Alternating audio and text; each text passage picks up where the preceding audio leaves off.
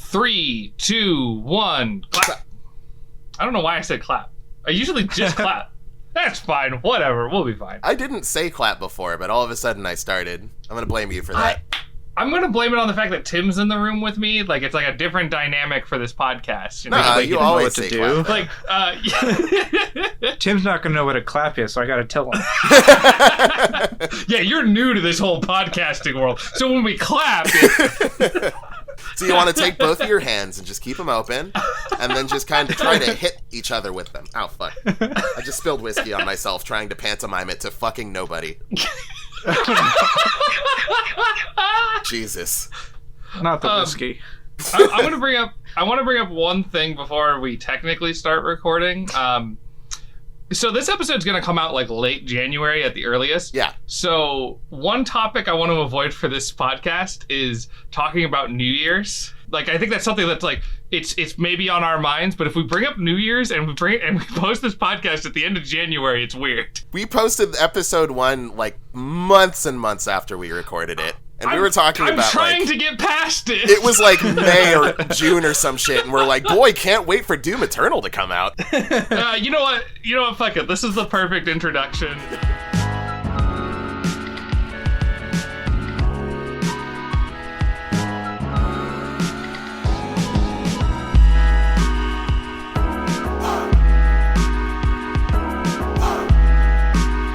Welcome, everybody, to Battle School Dropouts. We've got a very special episode this week. I'm Stew. And I'm Bakari. And we got special guest here. Tim. Hey, what's going on, Tim? So this week, we're changing up the format. We're doing something a little different.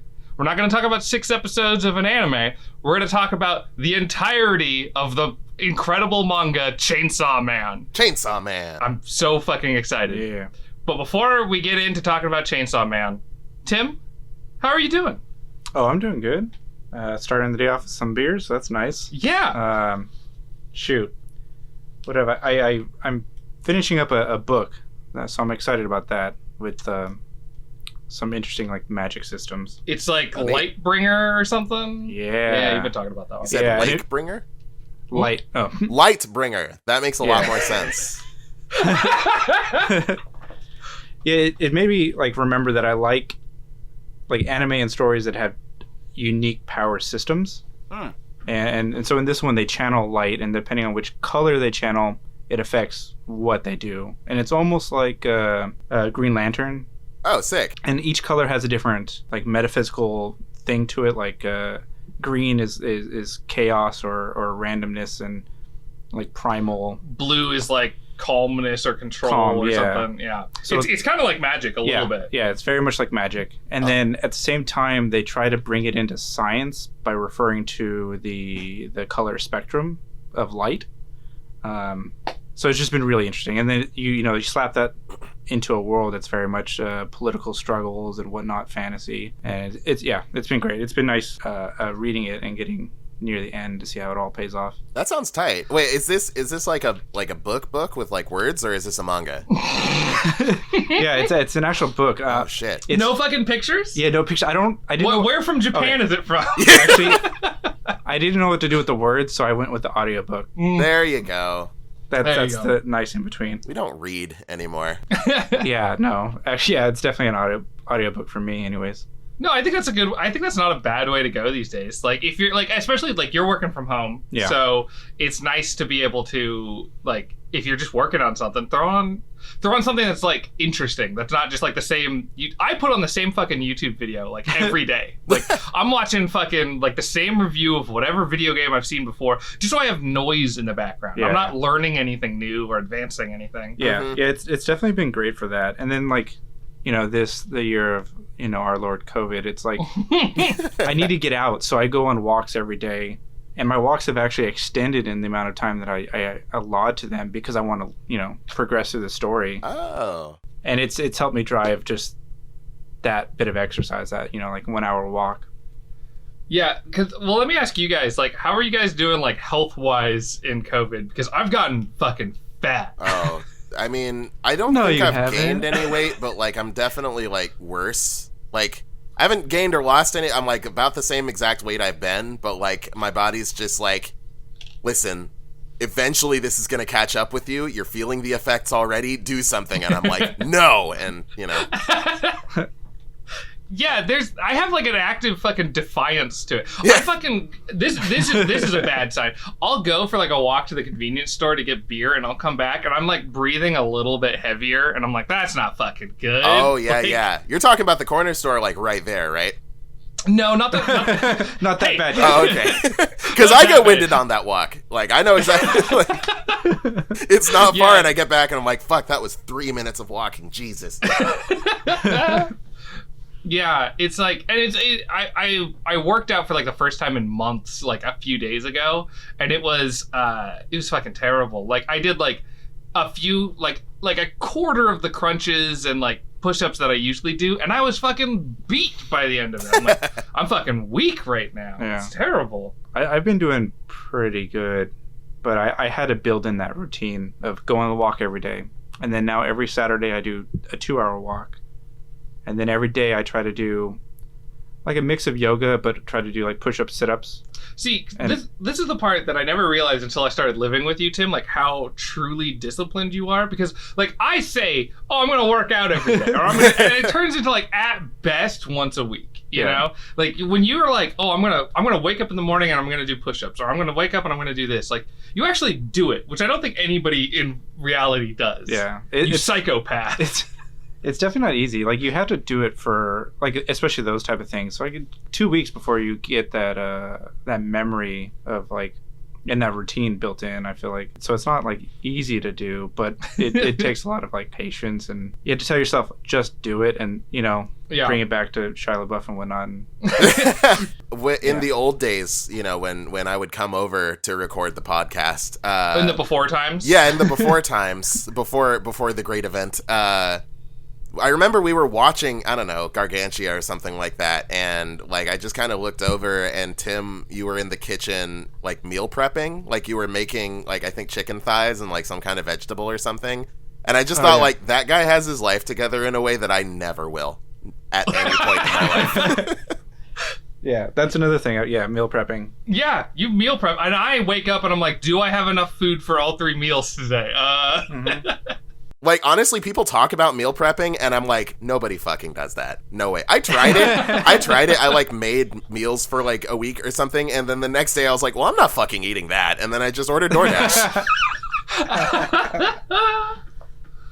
Oh, man, I'm trying to break free of DoorDash right now, and it is hard. Oh, yeah. Like, I watched a video about how bad, like, DoorDash and, you know, Uber Eats and all that shit is.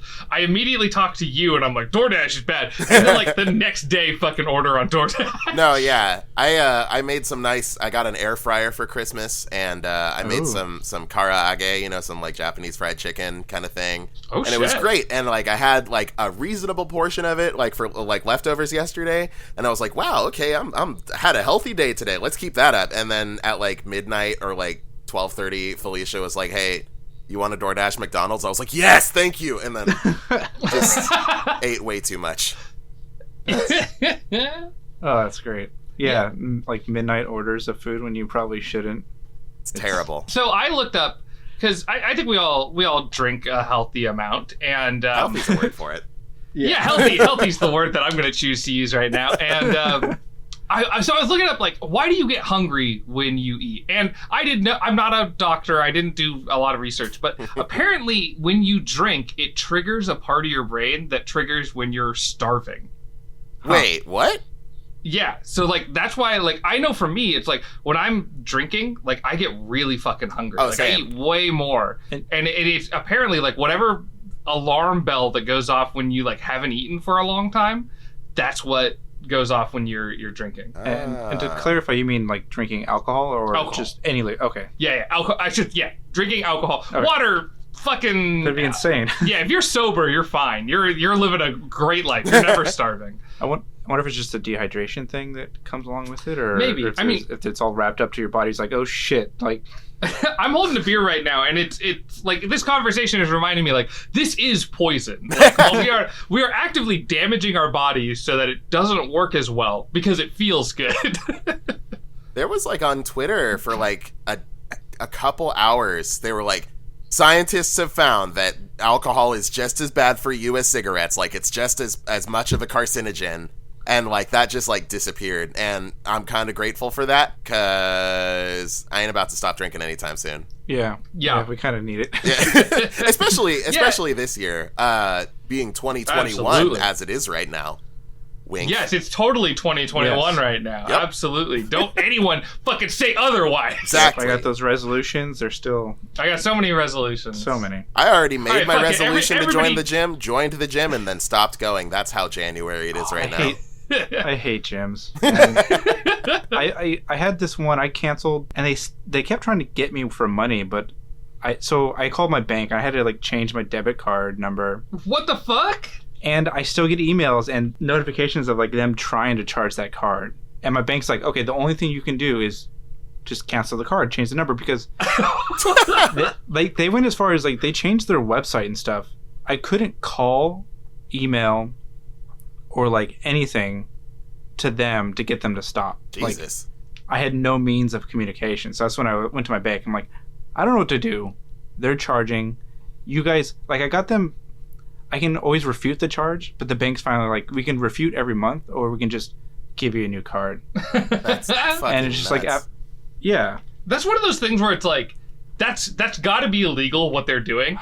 Who do you talk to about that? Like, I have no idea how you start the process of you're doing something illegal. Stop. I think the best you can do is contact your bank. And I've dealt with so much bullshit that I've had to contact my bank about, like, or refuting an airplane ticket and stuff like that. And yeah, just contact your bank. At least with Golden One and Bank of America, I've never had an issue with them like not being on your side. It's like they almost enjoy like, yeah, no, fuck them. Let's get you your money. Like, it's been a blessing. Yeah. I used to, like, maybe I'm just stupid with my personal information. I used to get so many people in, like, China and Russia and shit, like, trying to, like, put charges on my card. Be like, somebody tried to buy, like, $70 worth of stuff at a vending machine in fucking Taiwan. And I'm like, what? Well, good thing I'm broke, I guess. Like, that might have gone through if I didn't have, like, $10 in my checking account. So, joke's on you, asshole. I don't think I've ever had that happen to me. Like, I've had to change my password a couple times. Like, people have tried to log into some of my stuff, but I've never gotten I've gotten the calls about the fraudulent charges, and they're like, "We've detected suspicious stuff on your account. Did you spend $200 at Big Brother Comics?" Yeah, I did. Yeah, it's frustrating. Like, you just go 0 to 60, like your heart's racing. Like, that's my money. Wait, what? Yeah. Oh yeah. Well, fucking, I'm like, so I'm on unemployment right now, and I've been I'm doing the fucking money roll thing with my hands right now. It's like, I'm doing all right, but I'm not used to my money being in something that's not my actual bank. And so, like, I have this money that's over there. I'm dumb as shit, but like, it says I can only transfer it like one time or whatever. And so I'm like, well, I don't know how long I'm going to be on unemployment. I don't know how I feel about all my money being in like this one place. I'm paranoid. Yeah. Yeah. No, it's definitely a weird thing, having your money spread out. Like, yeah. Well, it's in a place that's not the bank I've had my entire life. Yeah. Like, I've been in this one credit union for like my entire life, like since I was like 8 years old. Damn. And like, now it's somewhere else, and I'm like, I don't know, Bank of America, I don't trust you. What are you doing with my money? It's called diversifying your assets, Stu. You're being a smart financial guy. Yeah, that's me. Yeah. Millionaire Stew over here. Portfolios. I've got to move my hundreds of millions of dollars around. Portfolios. How many shell stock companies can I exchange, set up? Dividends. Microsoft Excel. Yeah. I got really excited about my first dividend, and it was like $1. Oh, hell yeah. So here's the question I've got for you guys. What the fuck's a dividend? I don't actually know. I've just heard people say it before. It's essentially just money that goes back to the person who invested in the company. Like, so because you've been doing some investing, right? Yeah, I have. I saved half of the initial the stimulus check. Half of the stimulus check, and then I put the rest into Robinhood. Oh yeah. Yeah, The guy who's like been dealing with that asshole in England. The sheriff of Nottingham. Yeah. That fucker. Saying it made me question like, but yeah, I put money. I got one share of Disney, and then the rest has been like electronic stuff, and CRISPR, which is an interesting technology for me, and yeah, it was kind of nice to see like the money go up. And it's like I didn't put in much, and so like I'm not getting big dividends, but it's like I think I'm doing the smart choice. And like I talked to a friend of ours who like knows a lot, and I've talked to a couple coworkers, and they're like, yeah, that's accurate. And like, so I'm not putting in a lot, so I'm not going to get a lot, but it's also kind of nice to see that like I've now made, actually, if I were to cash out $500. Wow. Like, sweet, like I'm doing okay now. Like that's not, yeah. I hope it keeps rolling that way, because it'll be good. Because the things I invested into were good for I think like a long-term plan.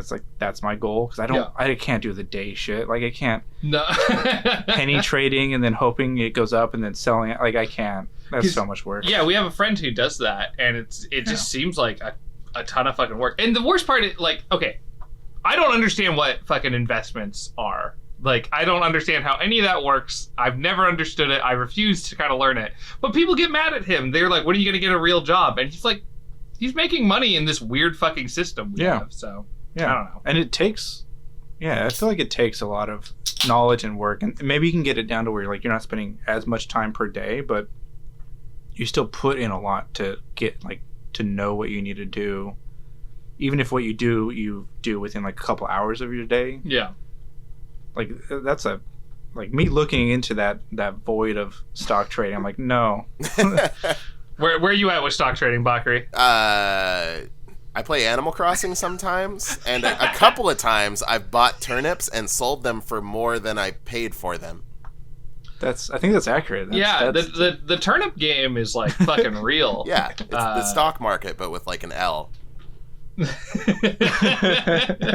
That's about as far as I've gotten in that. Yeah, it's farther than me. I technically like I own a couple stocks, but like they're just stocks that like my grandparents bought for me because I thought it'd be fun when I was like a child. So like this is actually kind of funny. Like they bought stock in Disney when I was like 0 years old basically. So it's like, it's just a theme park place. They just make movies that nobody really watches anymore. And it's a good thing they'll never do anything else in the world, right? Fucking shit. So damn, you're set. Do you still have them? I do. Yeah. Okay. Yeah. They're my fallback. If things ever go fucking terrible, that's my plan. And do you have a lot of stock, or just like one, or not dollar amount? No, so here's the problem. I don't understand how stocks work. So to me it's like all money is like makeup money. We're all playing with Monopoly money. Yeah. And we've all just accepted that.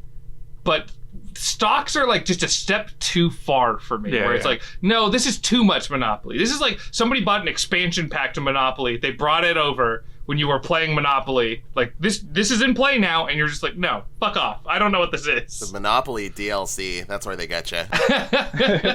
Well, let's talk about something a little different than stocks. Bakari, what have you been playing lately? Oh, you know what? Just yesterday, actually, I just started. So I got some Steam gift cards for Christmas, and immediately went and spent those. And I got Danganronpa. Are you guys familiar with this game? Yeah. Oh yeah. Yeah. I haven't played it, but I just started playing that, and it's fun. I liked the Phoenix Wright games quite a bit, and this is like similar enough that I more or less know what's going on. But like, do you guys know how this, like, what the premise of this is? Because it's a lot of like it's you're going through the story, but there's also a lot of like prisoner dilemma kind of things. Yeah, totally. Like the setup is you're this ordinary guy who gets accepted to this school called Hope's Peak, and it's the place where the best of the best high schoolers go. Like, everybody is the ultimate something. There's like the ultimate baseball player, the ultimate pop idol. There's the ultimate martial artist. Her name is Sakura, and you remember the ultimate primate high schooler? She could kick the shit out of that dude. She is fucking like just buff. Like, buff does not describe it. She's like Noi from Dorohedoro, but like bigger. oh wow. Yeah, and she's great. But anyway, so you get there, and you've only gotten in because they selected somebody at random, and that makes you the ultimate luckiest student. And so you go there. I love that. Yeah, you go there. The doors all of a sudden lock. Nobody's allowed to leave, and it turns out that Hope's Peak is actually the school of despair or something. Like, they tricked you, and it turns out the only way you can graduate is if you kill somebody and get away with it. And if everybody else, like, you know, say somebody gets killed and none of the other students can figure out who did it, then everybody dies except the person who committed the murder. And if they do figure out who did, then only the murderer dies. So it's this like big like anime clue, like whodunit kind of thing. It's great, except like so the first victim is killed. I won't go into any details, but they die via stabbing in the gut, and like you find them, and there's a kitchen knife sticking out of their stomach, and you're like, oh, okay. I thought to myself, like, okay, let's go to the kitchen, you know, like see if they left any clues, because obviously they took it from the kitchen. And the main character, he goes to the kitchen and he's like, there's a knife missing from the knife rack. This must have something to do with the murder, but doesn't recognize that it's the fucking murder weapon.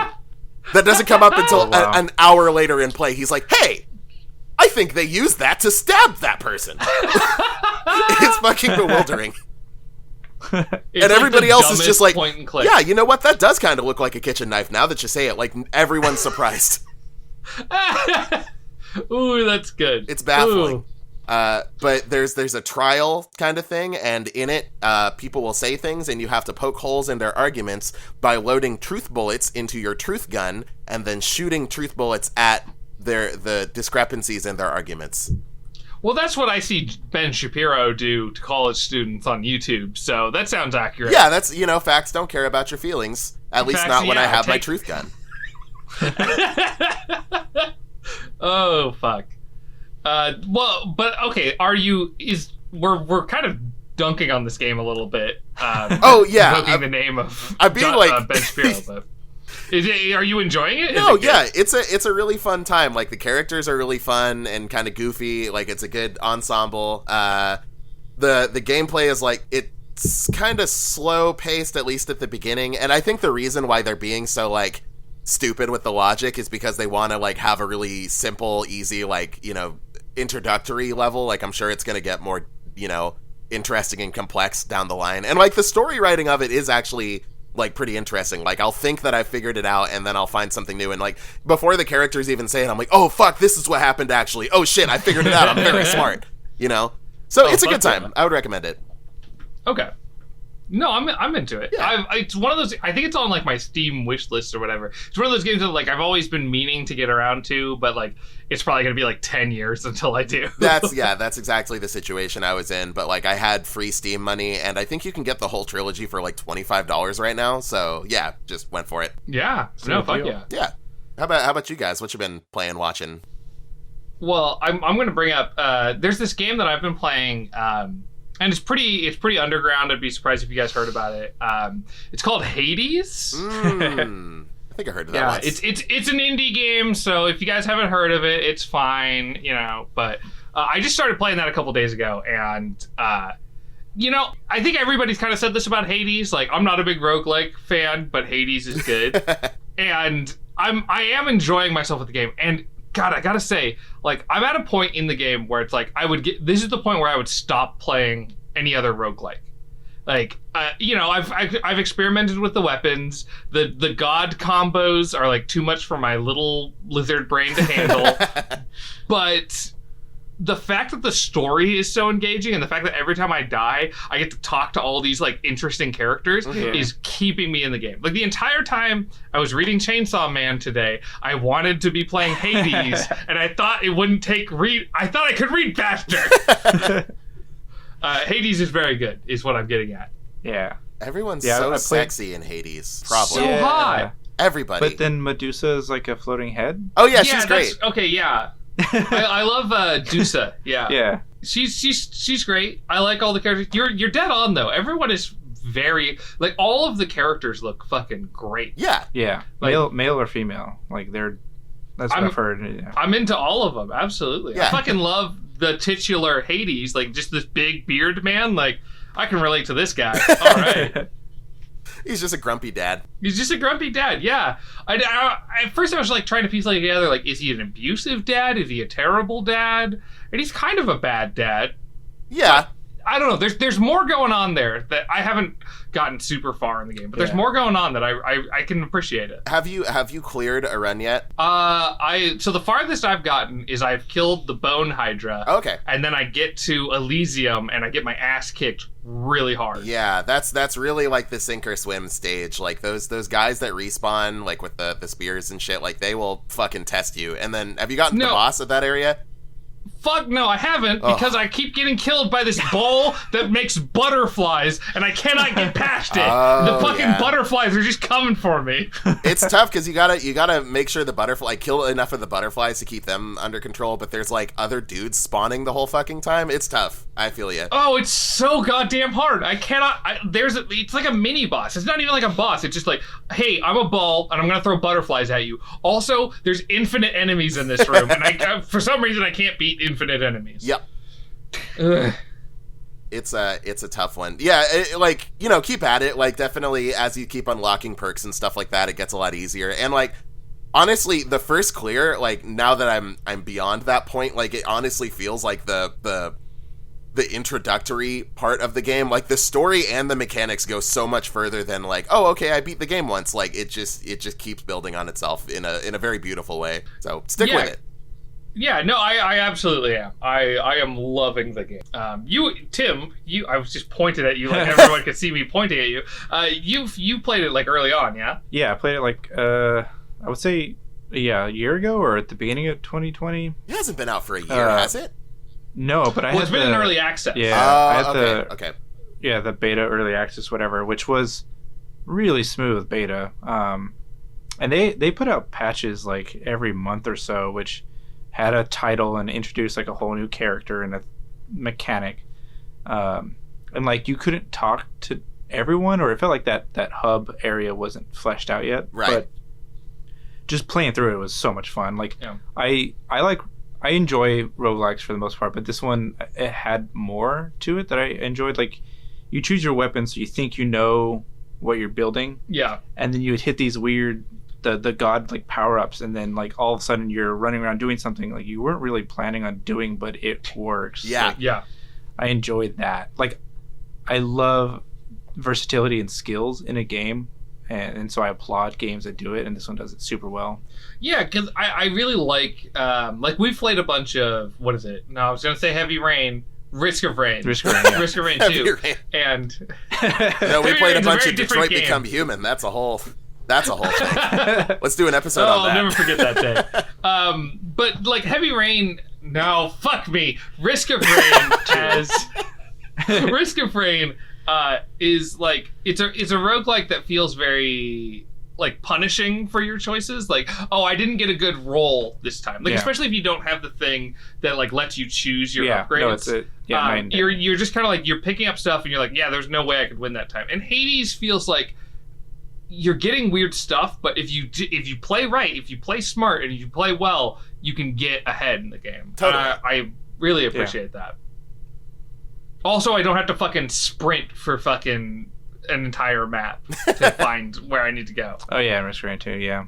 Yeah, that one enjoyable but different. Like But Hades is sick. I've been digging that one. The cool thing about it too is like I was like looking at it. I wasn't gonna pick it up during the winter Steam sale or whatever, but I was like, everybody said it's good, and that company, I think they're called like Super Giant Games or something like that.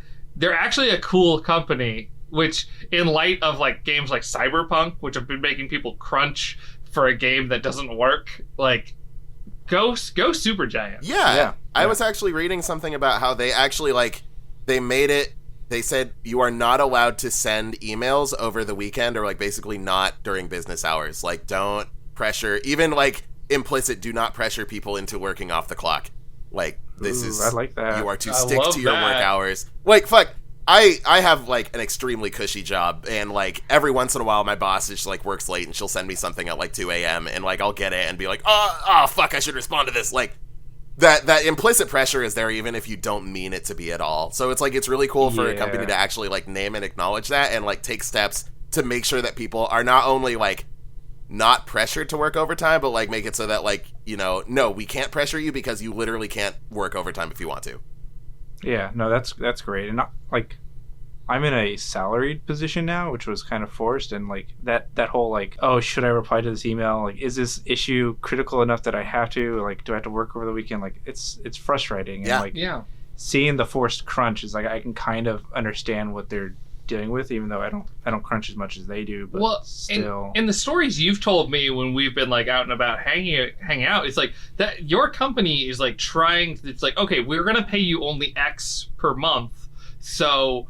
Can you work 7 days a week, 24 hours a week, a day? Like, it's terrible. Like, they're trying to like squeeze you for every ounce they can get out of you. It's awful. Yeah, and then I learned that like, oh no, like federal salary laws are super bad. Yeah. Like, and like California's got more stringent like qualifications to meet salary, but like once your salary, you're like.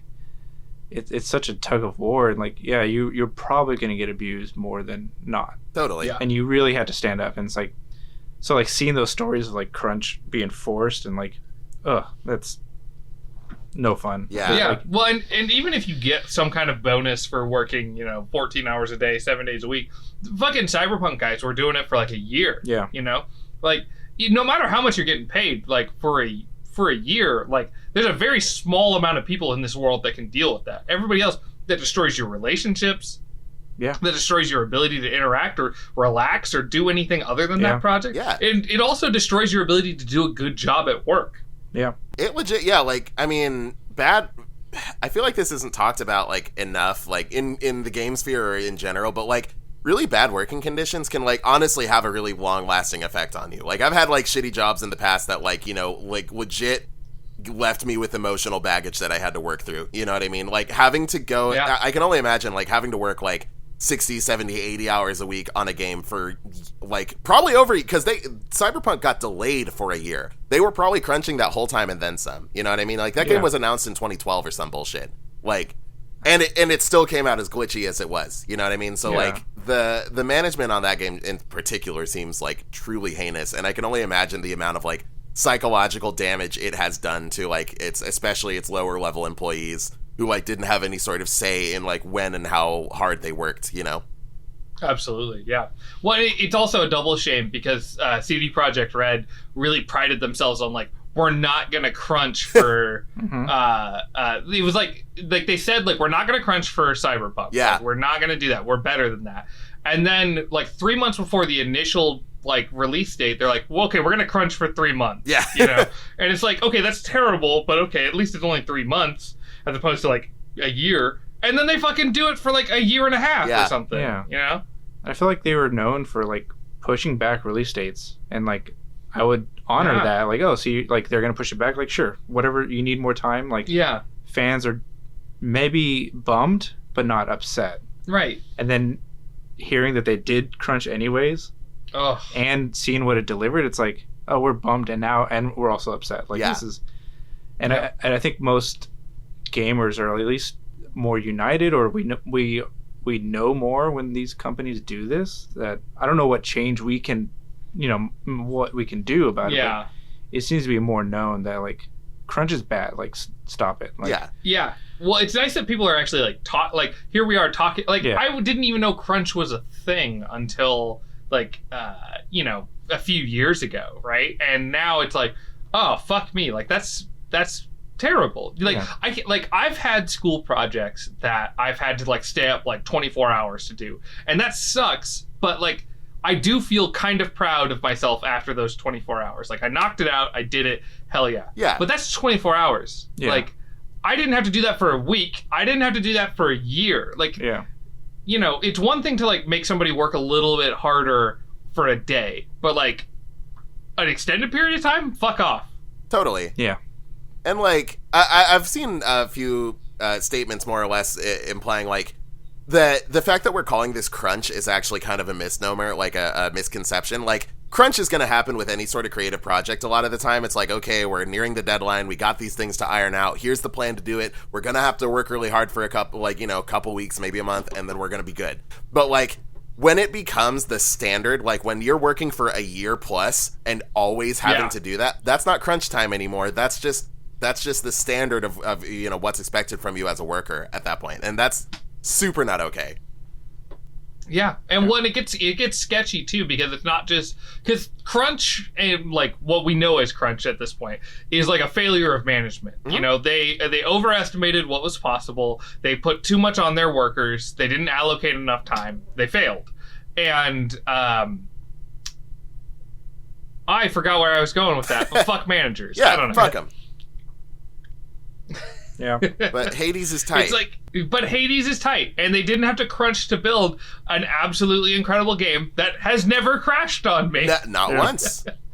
At no point has Zagreus T-posed butt-ass naked on a motorcycle. Which, you know what? Maybe they could afford to do that a couple of times. I don't know. But, like, it's still nice that it never happened, I guess. It happened like once. Fine. Yeah, no, that's fine. Everybody in that game is hot. It's fine. I don't really do the whole, like, it's become almost a meme at this point. I feel like the Twitter, like, oh my god, I want this character to step on me or whatever. But, like, Megara's just a really good character, I think. She's really, like her voice. I like the way that she talks about killing you constantly. Yeah. I mean, I don't necessarily need her to step on me, but if it happened. Yeah, I mean, like, that's still not my wheelhouse. But, I mean, what happens, happens. Yeah. Okay. So I think at this point, speaking of stepping on things, I think now is probably a good time to get into Chainsaw Man. So I want to throw this out for anybody who's not currently podcasting us. We're going to talk about the entirety of Chainsaw Man. And I love Chainsaw Man. So if you have not read Chainsaw Man, do not proceed. Stop here. This is the end of the podcast for you. You don't get any more podcasts. Yeah. Go read Chainsaw Man, and then you can listen to this podcast. Yeah. We don't, there's no AdSense being made on this video, and even if there were, I mean, you've been listening for 38 minutes, so, I mean, we got you anyway. So, yeah, turn this off, read Chainsaw Man, and then come back. Absolutely. It's like, you can spend $2 a month and get the Shonen Jump app premium and read all of Chainsaw Man. It is so good. Yeah. If you're a person who personally knows me, I may help you read more Chainsaw Man through my fucking Shonen Jump login. Like, read Chainsaw Man. Wait a second, Stu. You're saying for only $2 a month, I can read not only Chainsaw Man, but many other great Shonen Jump manga, such as Naruto, Bleach, and One Piece? Here's okay. Before this starts to sound like an ad. I'm trying to get this fucking Shonen Jump sponsorship money, Stu. Come on. Well, I'm gonna fucking shut us down. I love. Oh no! I've been spending for more than a year now $2 a month on Shonen Jump, and it comes in handy. Chainsaw Man is the main reason that I've been doing it. There are so many manga on there that I'm like, oh, I want to read Yu Yu Hakusho. I want to read Devilman. I want to read all these old 70s manga. They're not on there. Do you want to read something that's current? Then you can read it. But I'm not. I don't know. I only want to read Chainsaw Man. Apparently, that's fair. It is like the best manga, pretty much. It is okay. We said it in the Junji Ito episode, but I'll bring it up again now. Junji Ito, I have a catastrophic amount of Junji Ito stuff in my house. Mm-hmm. I own like 90% of the mangas that he's released. I am currently wearing a Junji Ito fucking sweater. I have my girlfriend for Christmas got me a Junji Ito like pint glass and fucking throw blanket, and it's the Junji Ito pint glass from my like favorite Junji Ito story. So I love this man. Junji Ito, I wish you only the best. I will continue to spend money on everything you do. Chainsaw Man is my favorite manga. It is so fucking good. That's right. Eat shit, Ito-san. Get fucked. So, Chainsaw Man. So we're gonna break down Chainsaw Man. we went by the fandom chainsaw wiki, whatever, that breaks it down the story into arcs. Yeah. So we're gonna be talking about it through those arcs. Okay, this is your last chance to leave. You better fucking get out of here if you haven't read Chainsaw Man. Go on, get. Yeah. Yeah. Okay, so let's talk about the intro arc, which is the first 4 chapters, which I'm going to read the little summary here. Denji's life is changed forever after an encounter with the zombie devil. That's a terrible synopsis, but basically, Denji is this guy who's inherited a shit ton of debt and now has to like work through it. And he's working for Yakuza, but he's got his little devil friend, Pochita. I think I said that right. I think so. Yeah. Yeah. And it's like a little chainsaw dog. And I fucking love Pochita so much. So cute. It's so cute. Yeah. And he kind of doesn't fit next to the rest of the devils. He doesn't. He's like the little kawaii chibi version of what the devil would be. Yeah. Well, and it's so they talk about it later in the manga. Like Chainsaw Man is like battling, he's fighting the 4 horsemen of the apocalypse. He's doing all these things and then he disappears. And apparently this is where he disappears to. He just appears in front of Denji as this cute, adorable little like dog with a chainsaw coming out of its head. I love it. It's so cute. I wish I could have a dog like that. And that first fucking issue where like Denji is like dealing with him and then gets killed. He gets chopped into pieces by zombies and Pochita saves him. And it's like, I'm going to be your heart, but the contract is I want you to live a good life. You know, I want to live through you. Is like, it's so cute and it's so good. Yeah, and that's like a very positive contract. Like you would think that like, okay, where's the catch though? Yeah. Well, and they talk about it at the end. And again, if you're still listening, get the fuck out. They talk about it at the end. Pochita just wanted to hug people, but he was too strong to hug. You know, he's covered in chainsaws. Yeah. And he couldn't hug somebody. And so living through Denji was like his dream in a lot of ways. And that's cute and that's great and I love it. But also he got fucking dismembered hella bad by hella fucking undead. He fucking my book. At the first part of the book is him talking about he sold an eye, he sold a nut, he sold all these body parts to try to pay off this debt to the Yakuza. Yeah. And his debt was pretty high. It was like $300 something thousand. It was absurdly high. And then like at the very beginning he fought a devil, and he's like, all right, I'm gonna make this much money. It was like $7,000 US, I think, or roughly whatever. And then the Yakuza guy is like, well, you owe me this and then rent, and all right, you get $18. Yep, it was like $18 to survive for like a week on. And then our first devil was the tomato devil. Tomato devil, yeah. Yeah. It's like, so, and the devils their power is equal to the like human fear of the word. Yeah. So like, who fears tomatoes enough to be of that size? I feel like a lot of maybe it's not a fear per se, but a lot of people don't like tomatoes, and I feel like that's especially because like, you know, the FDA lets people get away with a lot of shit. Like the tomatoes that you usually get on like a burger or something like that are usually like super what's the word? GMO'd to shit and like don't really taste like anything, and they just make everything soggy. So I wonder if like everybody going like, tomatoes make this burger so much shittier, I don't want tomatoes. Like I wonder if that fed into his power at all. Yeah, like the negative energy. Yeah. I think it might have been worded where it's a little broader than fear, but it's some type of negative. I think so. And there are obviously also devils that show up that are terrible. He takes down the tomato devil with nothing but Pochita, who's just basically a chainsaw. Yeah. So it's obvious, like it's not a huge fear that of tomatoes that people have. Yeah. I just thought it was funny because it was big in size. Yeah. I guess I was trying to equate size to like power. I'm like, why is it so big? Well, I guess you could also think like maybe, and this is just speculation, but like, do if you're, what am I trying to say? If you're a farmer and you're worried about your crop, like do you have fear about tomatoes?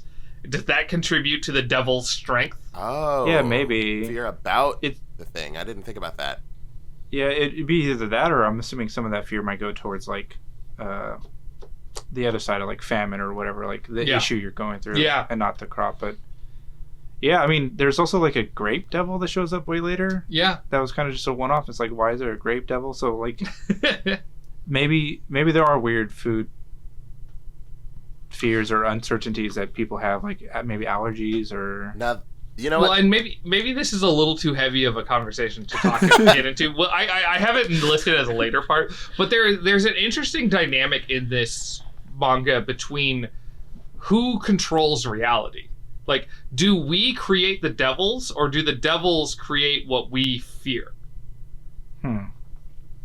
Damn. It's because like it talks about later in the thing, like Chainsaw Man can eat devils and erase them from our reality. Right. And it's like, I've always thought of it as like what we fear becomes what is created as devils. But if there are devils out there that, like, I don't know, who's creating who?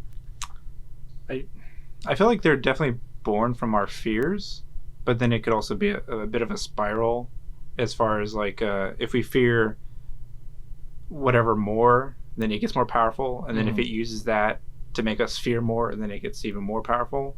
Yeah. But I would assume, and the manga doesn't really go into like creation. Like I guess this is, we'd have to go into some creation story to know, but I would assume that we create the fears. Yeah. And then maybe they're born on the hell side first. Yeah, I mean, I kind of go both ways with that. It is more of a dynamic relationship than like one thing is creating what's going on. Mm-hmm. Yeah, and I would say it's definitely not the devil side first, because then I feel like they'd have more control over humans if that was the case. Yeah. Well, but obviously, like anything can be feared, so anything can become a devil. So it's interesting. Yeah. We'll get into that at a later point. This intro arc is super great. Like, I love it. Each chapter introduces a new character. Like, you go from let me look at my several notes that I took. Makima shows up in the first chapter, doesn't she? She shows up in the second chapter. Yeah. So we got Makima in the second. Yeah. Oh.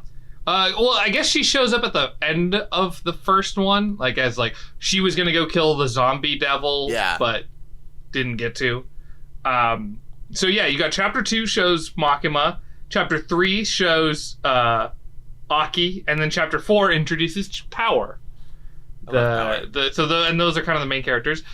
I love in chapter 3 when Aki beats the shit out of Denji, and then Denji just kicks him in the nuts, and he's like, "Do you really just go for the nuts?" Yeah. That's like such an iconic line too. Is like, when I get in a fight, I only go for the balls. Like, what a king, what a hero. And I think he tried to stand back up to Aki, and he's like, "Oh, you really went for just the nuts," and then he fell back over. Because he gets kicked in the nuts like 2 or 3 times in that part. and the nut kicking does show up later too in a fight, which I thought that was fun. Like, he really just goes absolutely wonderful. We'll get into that part when we get to that chapter, but it's weird that like nut kicking is like a important part to Denji's character. Extremely important. It's poverty and nut kicking. Those are his 2 main character traits. Poverty and nut kicking. Oh, I love it. But yeah, that's the intro part. Let me ask you guys. So that's the first arc of this. How do you guys feel about Chainsaw Man reading just kind of the beginning there? I thought it was great. Like I liked you're thrown into the world, and it's like very interesting. Like I like the idea of the devils or like fiendy creatures, and like I guess I didn't know where the manga was going to go, but like I was excited for this weird world that's set in roughly modern times. Like, I think it's like 1997 or something, but with these devils that are in plain sight. Like, I was kind of down for that, and that's kind of where I was in those first few chapters. How about you, Bakari?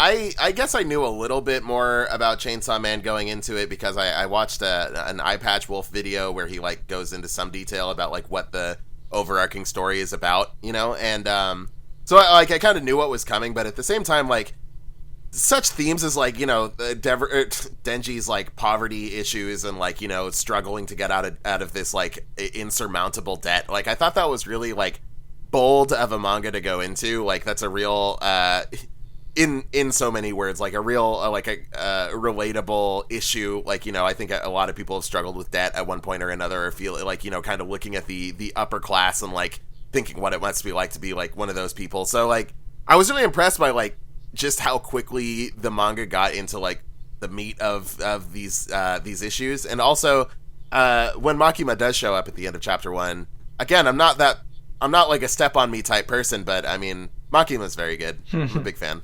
Yeah, Makima's great, and there's this like motif of Denji is always under the control of someone else. Yeah, and it's so funny or not funny, but like interesting to read that like, okay, he's under the control of the Yakuza, specifically like this one old Yakuza guy, and he basically does whatever that guy says. Yeah. And then in the second chapter, it's like, oh, you think he's gonna be okay? This person's gonna care about him. No. Makima's like, no, you do what I say. Yeah, he's her dog. But she's so much nicer to him that he doesn't care. He's like, can I get udon and a hot dog? And she's like, yeah, that's fine. That's not a big deal. And he's like, and to him, that's the biggest fucking deal in the world. This rules. Yeah, like the pleasure in the simple things for him was like it goes a long way. Mm-hmm. Absolutely. And I think, yeah, and that's interesting too, because like in the first, like maybe the second chapter, he has the hug with Makima, and that like hug is a big thing, and you know. Yeah. And it seems like there's a few like simple pleasure things that end up being bigger payouts later. It's like really interesting to have reread it and catch that. Yeah, because in the first chapter, as he defeats all the zombies, he collapses and she hugs him to hold him up, and he's like, I've never felt this, basically. Yeah. Okay, well, before we get into the second chapter here, I'll come up with a better intro in a second. I have to pee super bad, so let's pause the podcast. All right. Thank the Lord I have to pee too. All right, well, we're going to pause right here real quick. I don't really have to pee, but I guess Tim, I will. you can go first. No, now you have to pee. Yeah, I guess so. Go do it. You know what? You're right. I do have to pee.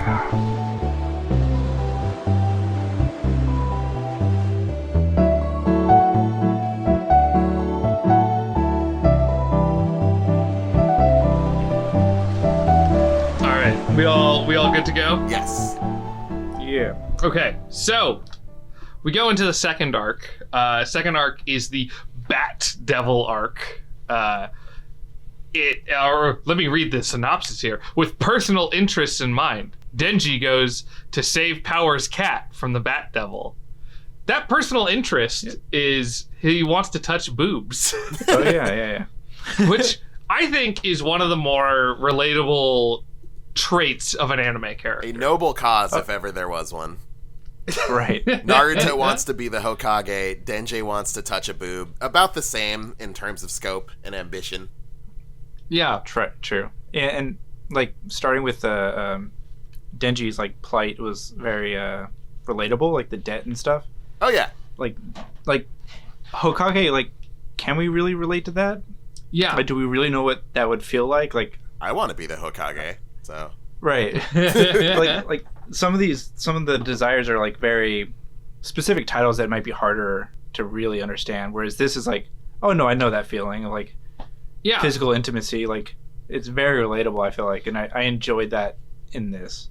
Throughout the entire manga, I never had an issue relating to Denji. Yeah. Like everything he was doing, I was like, yeah, I get it, dude. Like absolutely. Yeah. Yeah, I've been horny. I know how it goes. happens. Yeah.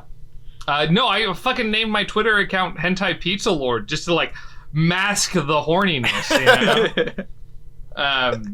But this is I like this arc a lot because you deal more with Power, who is an obnoxious character in the beginning, but you like grow to love her. I really like. There's kind of a similar thing to like Evangelion, where it's like you have Aki, who owns the apartment, and then you have Denji, kind of like Shinji, and you have Power, kind of like Asuka, who are like they're this interesting like not family who all live together. Like obviously they're very different characters from each other, but I love that they're all forced to interact with each other. Yeah, and that's a lot of fun seeing them interact. Yeah, absolutely. Those three really like carry the story, I think. Yeah, and you can kind of see Power like seemingly learn how to be human through it too when she first like moves in, and like she's not flushing the toilet and all these other weird like roommate issues or whatever. It's just like, oh, this is fun. Like well, and at first you're like, oh, who's this person? And then she leads Denji into a fucking trap where he has to fight the Bat Devil. And he fucking gets his ass kicked at first. Yeah, he's like, he gets pulled into this house by Power, and then the Bat Devil just squeezes the blood out of him and is like, oh, your blood tastes terrible. I have to go eat children now because I'm the bad guy in this over-the-top manga. Yeah, having reread it too, like him saying that, I think was a big deal. Like him tasting Denji and it's like, oh, this tastes gross. And I think if he doesn't, someone else who says the same thing mentions that, oh, you're not human nor devil. Yeah. And like we'll get into it as the arcs go, but like, oh, that's a very specific point that when I first read it, like, oh, it doesn't mean much. Like he just tastes gross. It's like, oh no, like that helps classify an unclassified like form of devil in the series. Yeah. Totally. So I thought that was interesting. Yeah, because Denji is kind of like a weird in between. He's not a devil. He's not a human. Yeah. And then fiends are devils who occupy someone's corpse. Yeah, or at least in the English translation, it was Devil Man. Oh, okay. For the one I read, I don't know. Oh, okay. And I read it as Fiend in the Shonen Jump one. Yeah, and when I reread today, it wasn't directly through Shonen Jump, so like I was kind of worried that some translations might botch like what should be a like a classifier. But yeah, either Fiend or Devil Man. Like that of a devil taking over a corpse, like very specific. Right, and Denji is not any of those three. Right, and they'd never really classify what he is from my rereading. But I did find a few others that fit it as well. Right, there are a number of whatever Denji is. Yeah, I thought that was very interesting. Like, oh, I didn't realize that they also. And then I paid attention to when a devil ate something, usually the fox devil. Mm-hmm. Would call out like, "Oh, this is gross. You're not what are you?" And like spit them out. And like right. So I thought that was interesting, and I'm very curious of like, okay, what are they then? Right, absolutely. There's a lot of questions. Yeah. Bakari, what did you think of this arc here? I really like all the characters that they like introduce. I really like I think Himeno shows up in this arc as well. Yeah. Doesn't she? Or at least she shows up at the end. I feel like she plays a bigger role in arc 3. Yeah. With the Eternity Devil in the hotel. Yeah. But I'm a big fan of Himeno as well. Of just like really like her attitude and stuff, and like her relationship with Aki was really cool. But yeah, yeah, absolutely. Oh, 100%. Yeah. I love the pacing of this, like how it's always kind of unraveling, not only like, new stuff like the Bat Devil and like and Power and stuff like that, but also like just those aspects of the world like you were talking about. Like, yeah, there's the Chainsaw Man, like there's the Demon Man, but that's different from like something like the Gun Devil or something. Like it does a really good job of like kind of explaining these ideas to you without straight up going like, so when a devil possesses a human in such a way, he becomes the Devil Man, like kind of thing. Like they don't ever have to like look at the reader and be like, this is how this works. It's like you're just along for the ride and you're figuring it out as you go. And that's a difficult thing to pull off. And I think that Chainsaw Man does it beautifully. Yeah, because it explains just enough that you can piece together what's happening, but there's still like you got to solve some issues for yourself. Yeah, you know, and it never feels unsatisfying where it's like, oh, that straight up doesn't make sense in your canon. You know? Yeah, and it took me rereading to make some of those connections. Like, oh, this I wouldn't have gotten that, at least in that interesting of a way, if they just info dumped it. Totally. Yeah, and I'm assuming written format leads to more info dumping, and then visual format, or maybe the other way around. But I'm glad they didn't this way. Yeah, no, it's a really well paced manga too. The big thing I remember because like I said, I started like 12 hours ago rereading the manga, and the big thing I noticed was like early on they're establishing how this world works. Like chapter 6, they're saying, okay, how much you fear how much humanity fears a devil is how strong it is. I'm like, I thought that was a way later thing, and that was chapter 6 of 97. Yeah. You know, very early on, they establish how a lot of the rules work, and it never feels like overbearing or anything like that. But I love this chapter. I thought it was really fun or this arc, I should say. Excuse me. I like how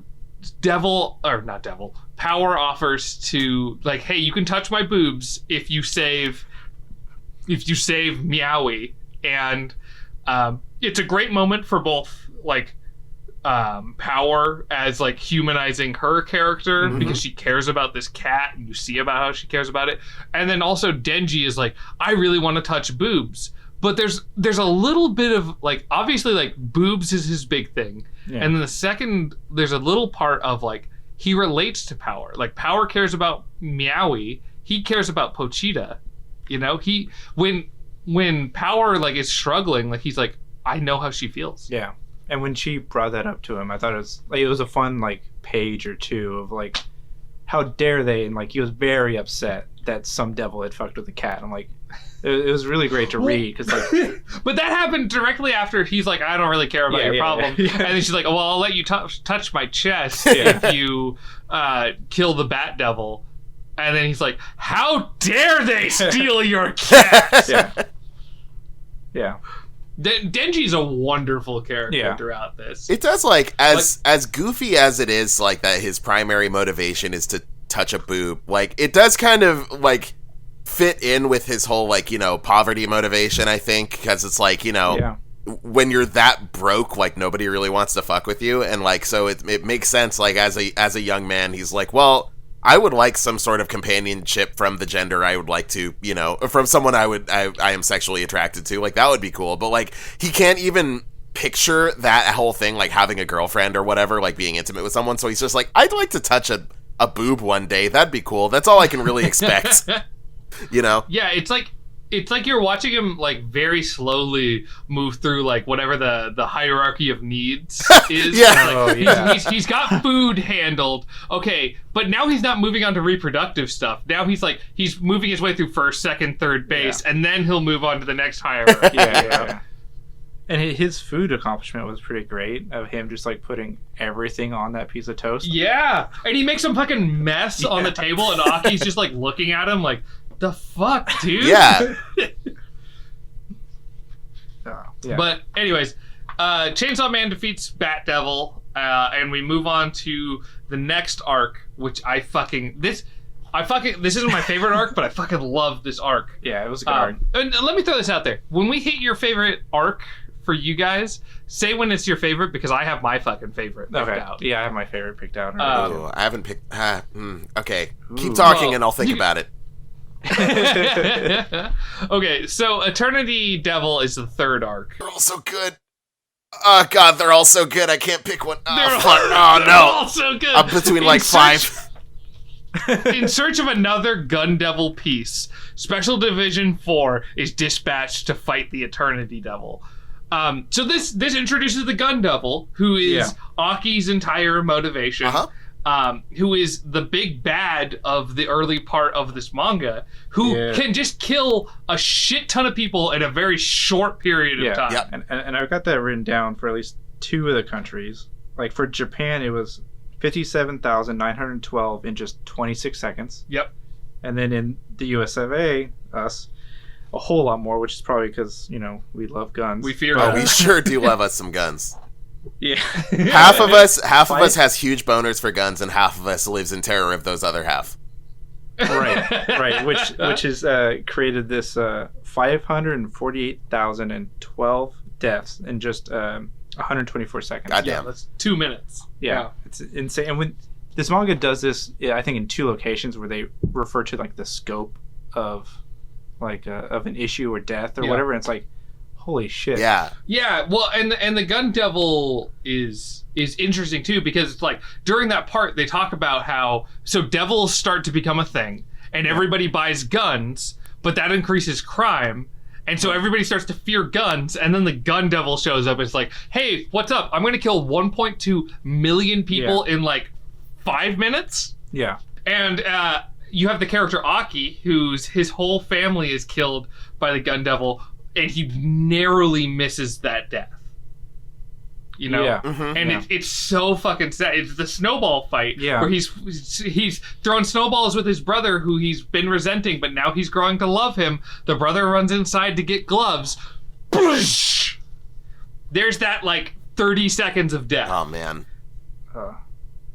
Yeah, that was a touching like reveal for Aki. And he goes from just an asshole who also likes Makima to like an actual person. Aki's like, I love everything about Aki's just whole character. I love the fox devil. Like, not only like Cone, like not only the form fact, like how cool the design is, and like the whole like hand sign when he says Cone and stuff like that to activate it. Like, but like just the general idea of having sort of like a multi-purpose like the go-to like we got a devil hunter, needs a devil to team up with, give him the fox devil. Like that idea is it is so interesting to me. Like, I would love to see just, like, a team of Fox Devil users, you know what I mean? Like, and that's the really fun thing about this, is that, like, Chainsaw Man as a whole, is that it keeps giving you new ideas, like, not only what's going on the page, but, like, you can just think of, like, oh, well, what about this thing that I'm really afraid of? What would that devil look like? What would it look like to fight them? Like, it's a thing that, like, if they wanted to, and I don't think they should, but, like, if they wanted to, you could make fucking endless episodes and chapters and sagas about this world. Like, the world they made is so fucking interesting.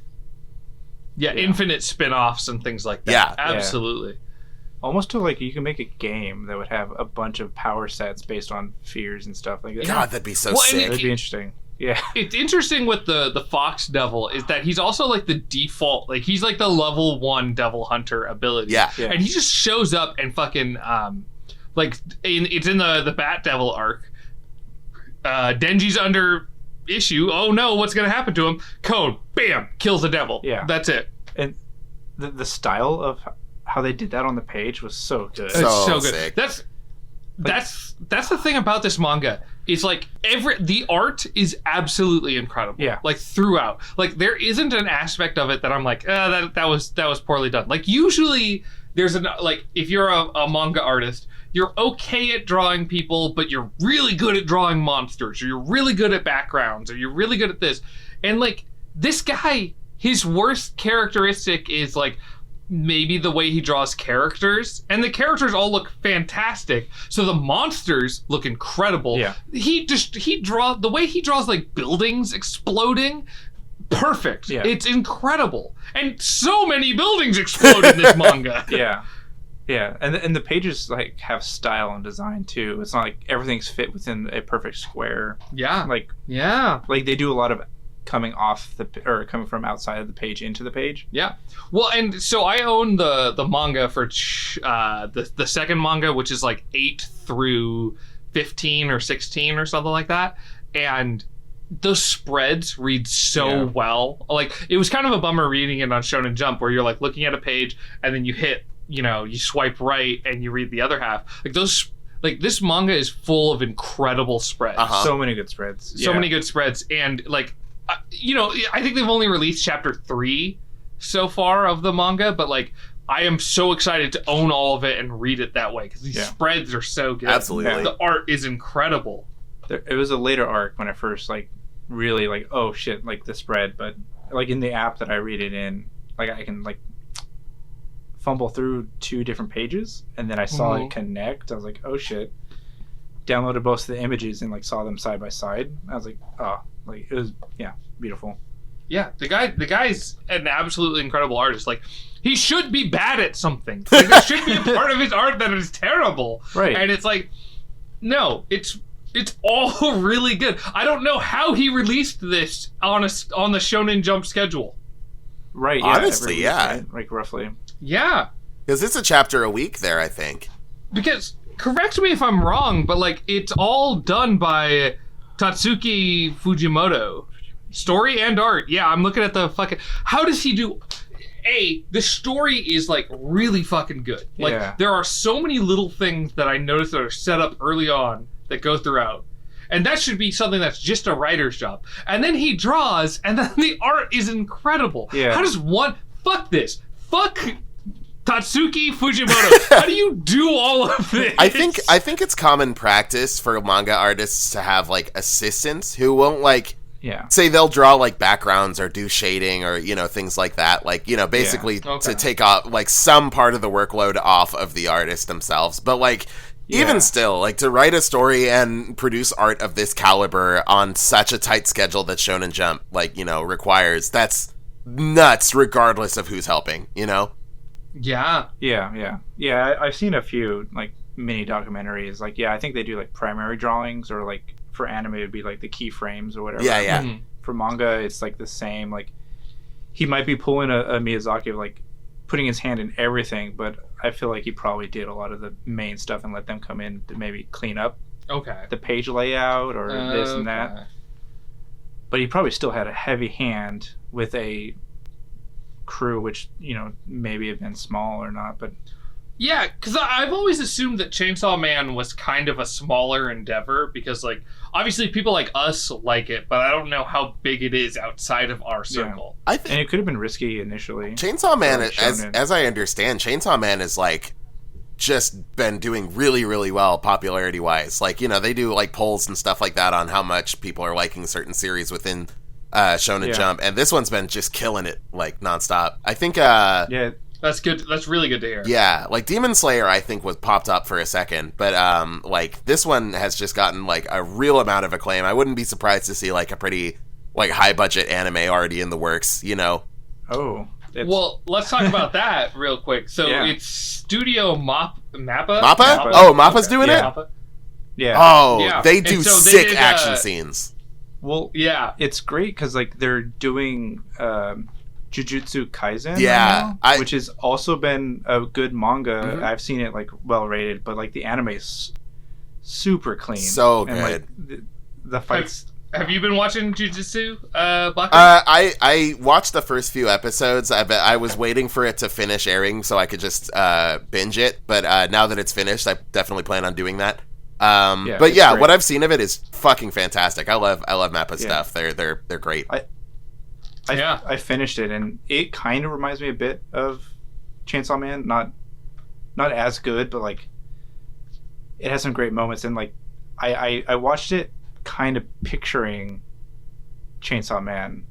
And at least the last few episodes, I'm like, they need to like do what they're doing here, but with Chainsaw Man, I'd be very happy. Like I don't want to see like bad CG, which JUJUTSU doesn't have bad CG, and they do really cool. They're like fiends or devils or demons or whatever. Like they have like cross hatching, like very unique borders to the characters, and I kind of want to see them embrace Chainsaw Man in that way. Yeah, because I love. You can give me the full name. I'm gonna fuck it, but like Doro. What is Doro? Hey Doro. Hey Doro. Yeah. Doro. Hey. I love. A, I always fuck up the name, but B, I love that anime, and it's got fucking. I should look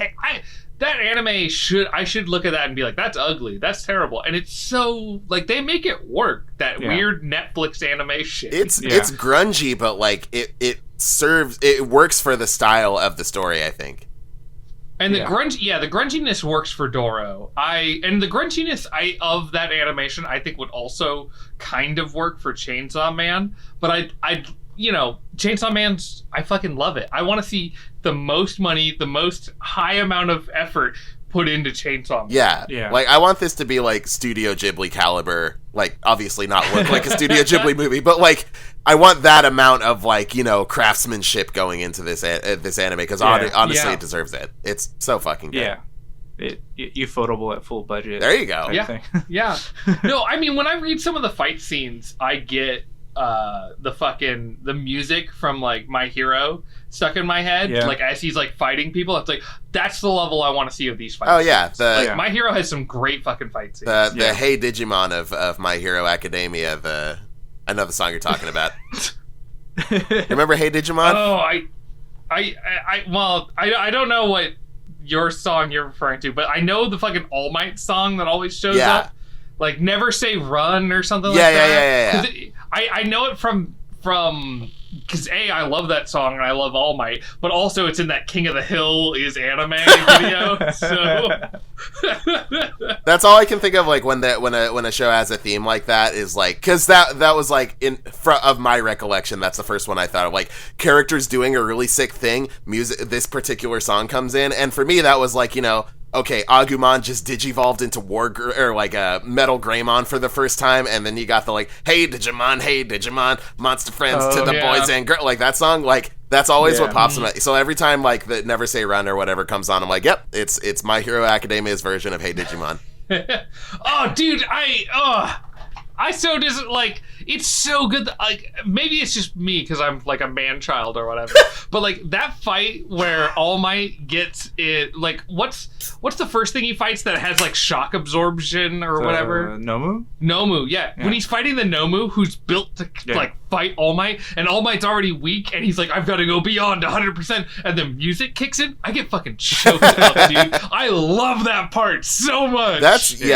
That's like something I've realized is that like there are, you know, there's shonen series out there or like games and stuff like that can actually make a fight scene so impactful that like I get choked up in the same way that I would with like a really emotional moment from like a drama.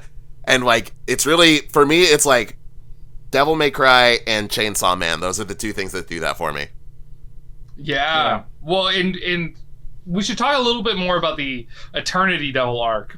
Because we kind of got a little off track. But the fucking next arc is like, that's where I got fucking choked up for the first time with this thing. Because like Chainsaw Man is very good up to this point. Like there isn't a person I wouldn't recommend this manga to at this point. And the Eternity Devil arc is so fucking fun and cool where it's like, hey, you're trapped on the 8th floor of this hotel and you cannot get out. There are no windows. There is no way to escape. And I love that premise. Yeah, like they try to go downstairs or whatever and like space bends and now they're back where they were. And it's like, they literally could not leave. They're like laying in beds, like freaking the, you know. Well, there's a wonderful part where Denji's like, wait, so time isn't moving? So I can just sleep as much as I want. Wake me up when you solve this problem. And he just goes to bed.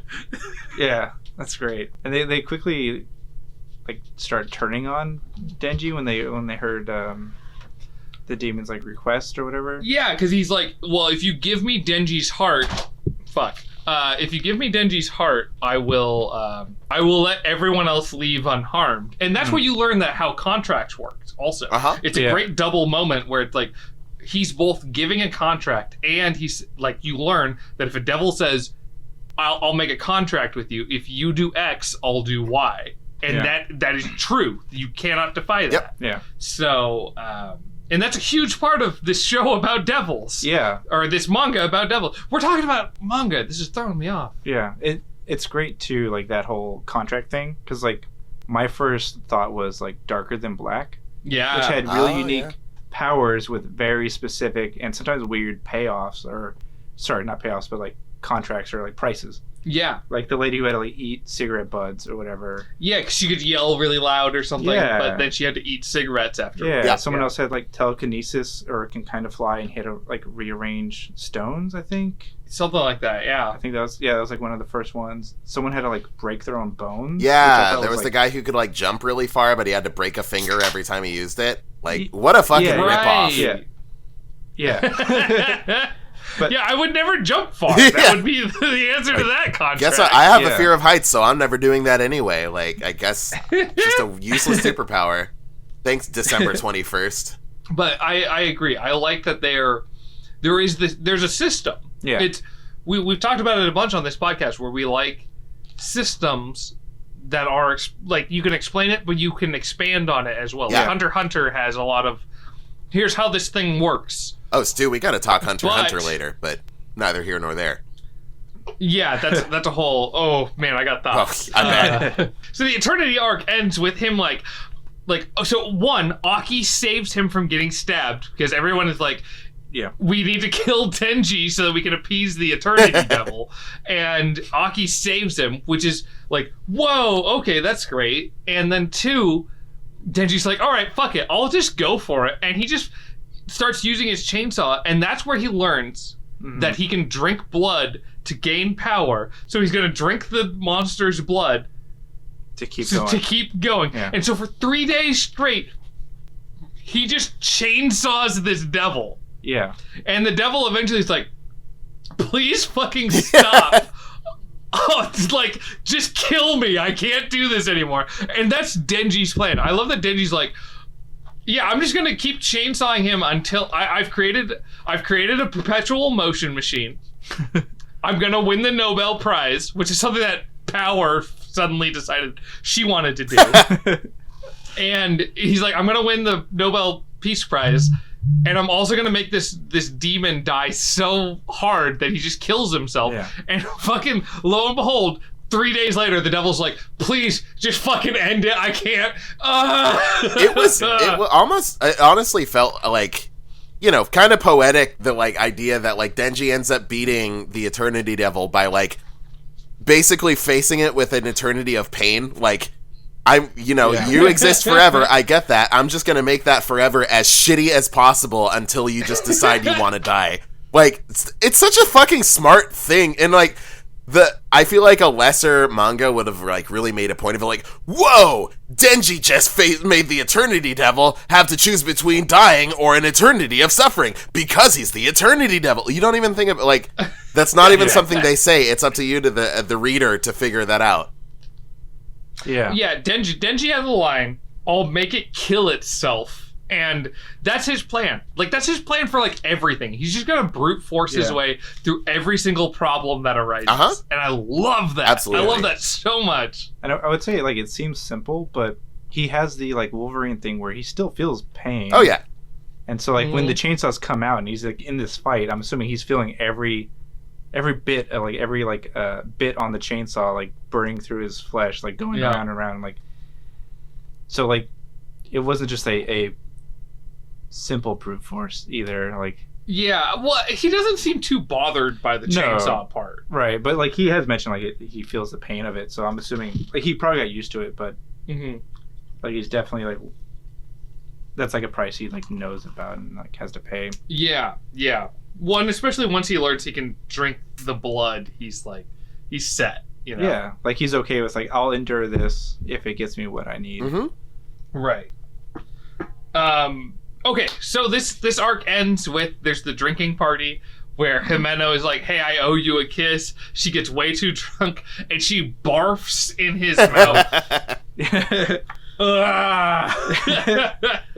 That was an interesting, like, 2 or 3 issues, because, like, I had to stop and, like, screenshot and, like, look what I'm reading, guys. And, like, send it to my friends, because it was just like I wasn't expecting it, and there's a lot of barf in this manga. There is. Yeah. Which, I mean, it's not untrue, right? A drinking night with friends, like, someone's throwing up. Oh, sure. Yeah, like, I've thrown up a number of times. I've never thrown up in somebody's mouth, though. That's a real bummer. Yeah, that's... Well, it's like, there's a part where, like, the guy who's, I think his name is Arai, is like, hey, I'm kind of jealous that you're able to deal with these fucking devils. And Denji's like, yeah, are you jealous of the fact that I just got my first kiss and she threw up in my mouth? Fuck off, dude. Hard times and bad breaks for Denji. Yeah, hard times. But, you know, I think... we got Makima shows up. Sheeta probably does something. I don't really remember. Yeah, there's one last thing in the Eternity Devil arc that I wrote down.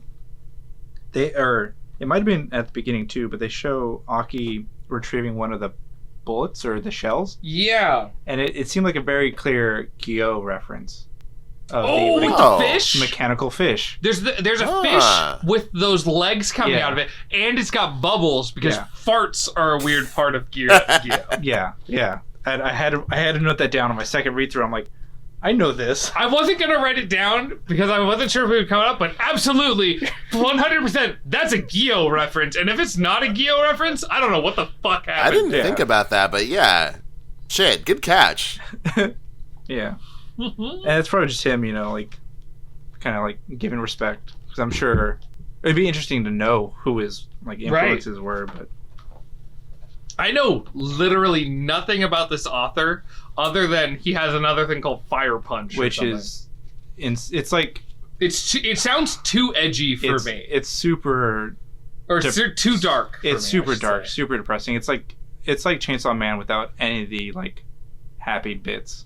It's good, wonderful. Here's this like Snowpiercer like universe, and then just the worst things will keep happening, and that's Fire Punch. And I'm not super far in, but that's what I've got so far. It's like a very depressing Snowpiercer.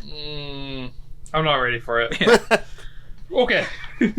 So let's move to arc 4 of 8, Katana Man. Katana Man. Oh God, I love this manga. I don't know if I've mentioned that before. You should one more time just for just make sure the viewers at home get it. Hey, listen, if you've made it to this point, I fucking love Chainsaw Man! So the Katana Man arc, the synopsis is: a sudden assault on Division 4 leaves surviving members disoriented, confused, and thirsty for revenge. I started reading Chainsaw Man because I heard through some Twitter user that it was good, and it was like, oh, okay, I'll read Chainsaw Man. And up to this point, I would have told anybody, you should read Chainsaw Man. It's really good. The Katana Man arc, This is where I'm like, no, you shouldn't read Chainsaw Man. You must read Chainsaw Man. It is so good. When everybody starts fucking dying, holy shit, it goes to a whole other level. Yeah. You just learn how cool Himeno is, and then Himeno's like, "Oh, I'm sorry, I'm gonna fucking die." Rest in peace, Himeno. She was so good. Seriously. And she sacrifices herself to the ghost devil to like save Aki or something like that. Oh yeah. Ah! She just turns to clothes. Yeah. She gave just up completely disappears. Her whole body, and like I'm assuming like a short contract or some type of like final payment. Yeah. And which later comes and kind of pays off, but like it was big to see that. Like she's on death's door, it gives up her body. We learn like a little bit more about like the intricacies of some of the curses or contracts with Aki's nail. Yeah, Aki nails the Katana Man several times, who's a man who's full of katanas. He sure is. Right. And he kills him in one of the greatest art moments of that entire manga. Yeah. And then Sawatori resurrects him. Yeah. Because if she can do that. Because Katana Man is like Chainsaw Man, it seems. Yeah, because so Katana Man was another one that was bitten this time by Fox Devil, and he mentions like, you're not a human nor devil, and it's like gross, and like spits him out or whatever. And so like he's the second one so far that, like Denji, has been specified as not human or devil. Well, and there's an interesting thing, because in the manga you have like Spider Devil, you have Blood Fiend, and then you got regular people. And then you have Chainsaw Man. You have Katana Man. Yeah. You know, you have these people who are Thing Man. So there's something there. I think the name Chainsaw Man is purposeful. I think it might be. Yeah, I think so, because like with Fiend per se, it seems as though I mean maybe I'm getting ahead of myself here, but like the gun fiend who shows up later is like a person having been killed by the gun devil who then possesses them. So it's like it's a difference. I guess the difference there is like a devil kills a person and then takes over them. That's a fiend. Like they're sort of a minion per se. And then but like something like the Chainsaw Man or the Katana Man seems like more than a contract, like a devil and a person like fusing together to make one entity. You know what I mean? Yeah. It's like voluntary on both parts. And it's neat that there's that nomenclature to like delineate the two. You know what I mean? Again, there's like a very clear set of rules, you know, that this manga like always follows. And even if it gets like crazy and wacky and stuff like that, like you know that it's following these rules at all times. Yeah. And as you were saying that, like that, it like sparked something in my head. I'm like, oh yeah, like the fiend is a devil that takes over a dead body. So whatever Chainsaw Man and Katana Man is a mutual absorption of the two. Like, Mm-hmm. you're both human and devil at the same time. Yeah. And maybe they never gave us a name for it, but that's the big difference, is the human soul, or the human part of it is still alive, Yeah. but they're in one body. Yeah. Yeah. And you know, we don't... And we see a few of these type of X-Man characters, Yeah. you know? Yeah. It's the And not all of them Katana are, like, Man and the made Bomb in- Girl. There's Bomb, and there's also I don't know, she's Quan Chi, but she has some kind of like dagger woman powers. Wait, Yeah. Because she turns into her own character. wait. Yeah, I don't know if she was ever tasted, because I thought Quan Chi was a known person in lore, but I don't know for sure. Yeah, I mean that's a whole other arc. That's a whole other Yeah. thing. Quan Chi is But Quan Chi great, by has- the way. Yeah. And Quan Chi has her own fucking Harem. thing. Yeah, but like she looks similar to Katana Man and Chainsaw Man Yeah. in terms of her abilities, in terms of the way she looks and things like that. She is a person transforming into another thing. Yeah. Yeah, and I think she might have just had extreme contracts, because I think there was mention that she used to work with another character that comes up later. Mm.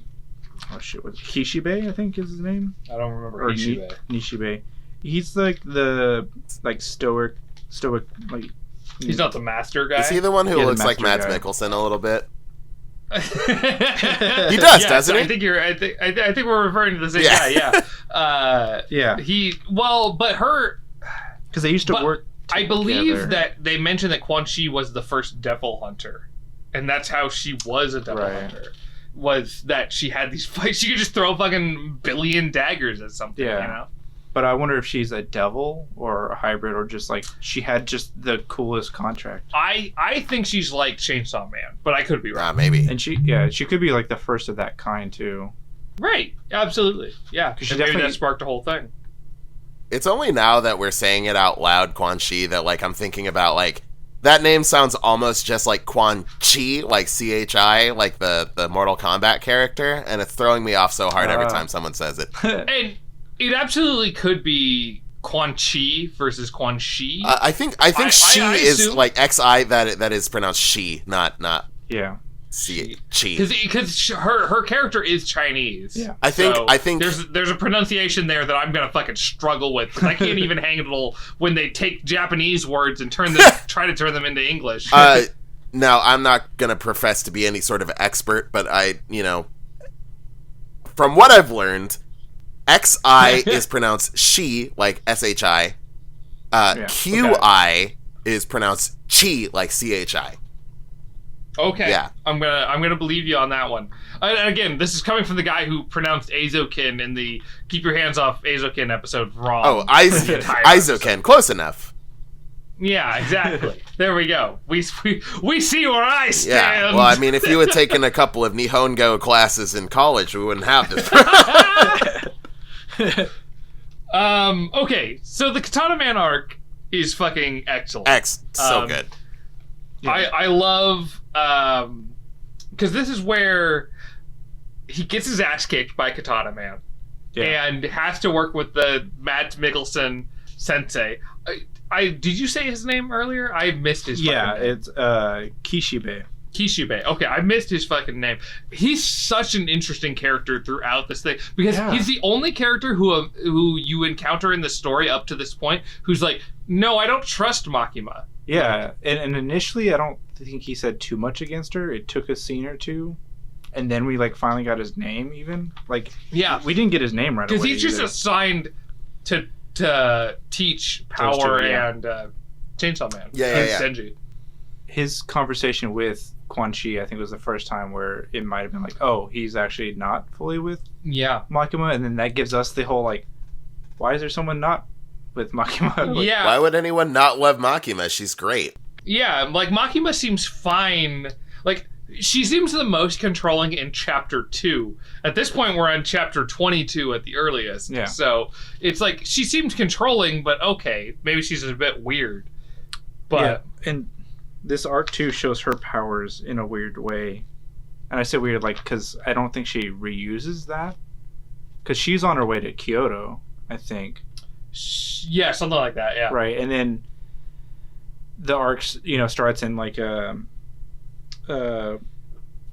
like, dies, and they're eating whatever, and Yeah. Rest in peace. they're trying to take rest in peace. Oh, Himeno. They're trying to take Denji away, and they have the fight with Katana, and then from Kyoto, which is like from San Francisco to LA, like a good distance away, she's able to she gets convicts together. Yeah. They're blindfolded, and then because I guess they don't want the convicts to see her because of her like rank or whatever. Mm-hmm. But then she has them say the name of the person that she wants to just get obliterated. And that part's so fucking great where they're like, I thought we killed Makima. No, she's back. Yeah. And Makima just starts crushing people. Just like, say their name. Okay, Michael Stevenson or whatever. Yeah. That person blows up. Yeah, and I think the convicts had to give up their life to do that. Yeah. They did. But it's interesting with that part because like in that moment where she's talking about their name, it's like, oh, they must just be saying the name because they were told to or something. But she's the control devil. Yeah. She can say like, hey, say this, and the other person will say it. Yeah. They don't have control over what they say. Right. And then I don't think we see her use this again necessarily. So like, whose power did she control to be able to do this long range, like Death Note style, like write, say name? She's got some kind of power because like she has the power to crush people and she also has the power to shoot people. Yeah, and I wonder if her power is just control, but she has controlled someone who had those powers. I think, and then maybe they didn't show it to us yet. I think that it seems like because she does totally have the ability to like use the powers of basically anyone she's killed, it seems, but yeah. The Death Note power, I don't think that, as I recall, that wasn't shown to belong to anybody else. I think that is a part of her, like, thing is basically she has control of, like, anything so long as she pays the price. Like, she can basically Death Note anybody so long as she, kills somebody else to pay for that. Or like, later on we see, like, she gets, say, beheaded, and then she can recover from that so long as someone else gets beheaded in her place. Yeah, and it's they never really like fully explain all of her powers or anything either. No. So it's like most of this is just like speculation, which is I think it's fun. Yeah, I agree. I agree 100%. I don't need everything in Chainsaw Man to be explained to enjoy Chainsaw Man. Yeah, and they definitely especially with Makima, that's how they play her. It's like here's tidbits, like you get to see the reaction, but never fully the cause. Yeah. You don't know the root cause of like how she does stuff, but just you get to see her fucking around. Like, yeah, no, she is, and that's the thing that's interesting because I love this part too because in a later part she's shown to be incredibly powerful, but this is a very early moment of like, holy shit! She says somebody's name, bam! Yeah, all these people who just like fucked up every character you care about. Yeah, these people are like, oh, Makima's alive.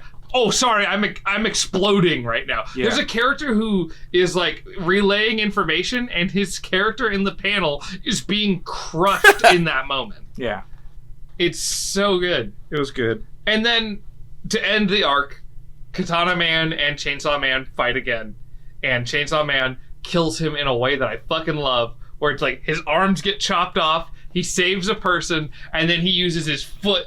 Because he can use that now, and he chops, and Katana Man's like, you fucking suck, whatever, and then he's like, nah, think about it a little bit, and then Katana Man has been cut in half. Yeah, so good. It's so good. He gets cut in half. He pulls off the katana arm, binds Katana Man back together. Aki shows up, and he's like, hey, we're gonna have a tournament right now. And the tournament is who can make this man yell the loudest. And Aki's like, that's not going to save Himeno. And then he thinks about it for a second. And he's like, what do I win? And then they proceed to kick this man in the nuts as hard as they can. Yes. I enjoyed that payoff, like having reread it. That really feels like a payoff of not only like, what we learned earlier about Denji, how he only goes for the nuts, but like that sort of like it felt almost like it was cementing his and Aki's friendship. Like, you know, we used to hate each other, but now we can bond over just kicking this dude in the balls as viciously as possible with the intent of making him yell the loudest. Yeah. It's just great. Yeah, I enjoy it. It's incredible. It's so good. when they get to be bros. Because that's the whole thing that this whole, like, first, like, 6 arcs are moving for. Is, like, Power, Aki, Denji are, like, none of them like each other. And then across, like, 6 arcs, they grow to become a family. Yeah. And I love it. Yeah. And this is the biggest moment for Aki and Chainsaw Man. Yeah. Is, like, let's just kick him in the nuts as hard as we can. Because fuck this guy. He killed Jimeno. That panel is just so good. Like, of them just, like, gleefully kicking this dude. Is, like, maybe my favorite panel in the entire series. Before we leave this arc, though, when Makima was killed on the train on her way to Kyoto, at some point she comes back and she meets up with someone else in the division, and she mentions that she wasn't shot. Yeah. And it's like... She almost got shot, she says. And it's like, we clearly saw her get shot, but she's reporting that she didn't. So it's like, that kind of, like, plants the idea of, like, you don't really know much about her, or, like, what side she's on, or, like... Yeah. Having reread it, it was a glaring call out to me. But my first time reading it, it's like, yeah, whatever. Yeah, and when I fucking... when I read it for the first time, I was like, wow, Jimeno and Makima are dead. Like, wow, I can't believe this manga just killed both those characters. And when Makima is fine, it's like, oh, hold on. Yeah. What? Something's going on here. At that point... My first reading was like... Oh, you go ahead, Tim. I was just thinking, like, we didn't know her powers. Yeah. Not that we had to question her alignment. Not even close. Yeah. At that point, I was kind of like, oh, okay, so Makima's fine. That means Himeno's fine too, right? Like, she's gonna come back because, we couldn't just kill off such a great character like that, could we? Right? Oh, no. Yeah. I guess Himeno's when we learned that Fujimoto doesn't fuck around. Yeah. Oh, absolutely. He'll kill anybody, anytime. Yeah, like, and you think, like, oh, maybe she was brought in, we know her name, we were getting used to her character. It's like, no, I will kill anyone you enjoy. Absolutely. Okay, so let's talk about Arc 5. Everybody good? Yeah. I'm all set. Okay, so Arc 5 is the Bomb Girl arc, which it's such a good arc. Like all arcs, is a good arc. Denji encounters a romantic interest who turns out to have more of an explosive side than he anticipated. Yeah. Oh, so okay. I would want to call this is my favorite arc. Oh, this is your favorite arc. You're throwing it out there. Okay. Yeah, I want to throw it out there, and that's partially because Rize or Rez. I read Reese, but I didn't know if I'm pretty sure it's Rize. Reze. Oh wait, Reze. It could be Rize. Reze. Yeah. Let's say Reze. Okay, I'll go with Reze. Watch me fuck it up in 10 minutes, but okay. Well, I didn't know if it was like a play on raise, like you can, like you raise a town and you destroy it or whatever. If I'm reading the katakana correctly, it's Reze. Reze. Okay. Reze. Okay. Yeah. I didn't look. Yeah. She is my waifu of the series, or like the one the one I enjoyed the most. Her over Makima? I don't know. Yeah, her over Power? I don't know. I don't know who my waifu is. I would say Power is a close second, but Rize was like my number one. I didn't care as much about Makima, like especially like later on. But, yeah. But Rize, like her powers and stuff, like I enjoyed. But like, this arc, I really enjoyed. I really enjoyed it. Like even if it wasn't overly positive at the end, but with her, but no, absolutely, it is the most like positive thing to happen to Denji, where it's like you have this character who is like interested in him, he's interested in her, and he's got these conflicted feelings because he's also into Makima, but it's like oh man, like how does he reconcile those things? But also, this girl is just nice to him. He has a line, I like people who like me. Yeah. And it's like, that's very emblematic of Denji, you know? Yeah. And she showed up like right after the date too with Makima, I think. Yeah, because they go on that movie date. Yeah. And I'm going to bring up that movie date later, so thank you for saying movie date.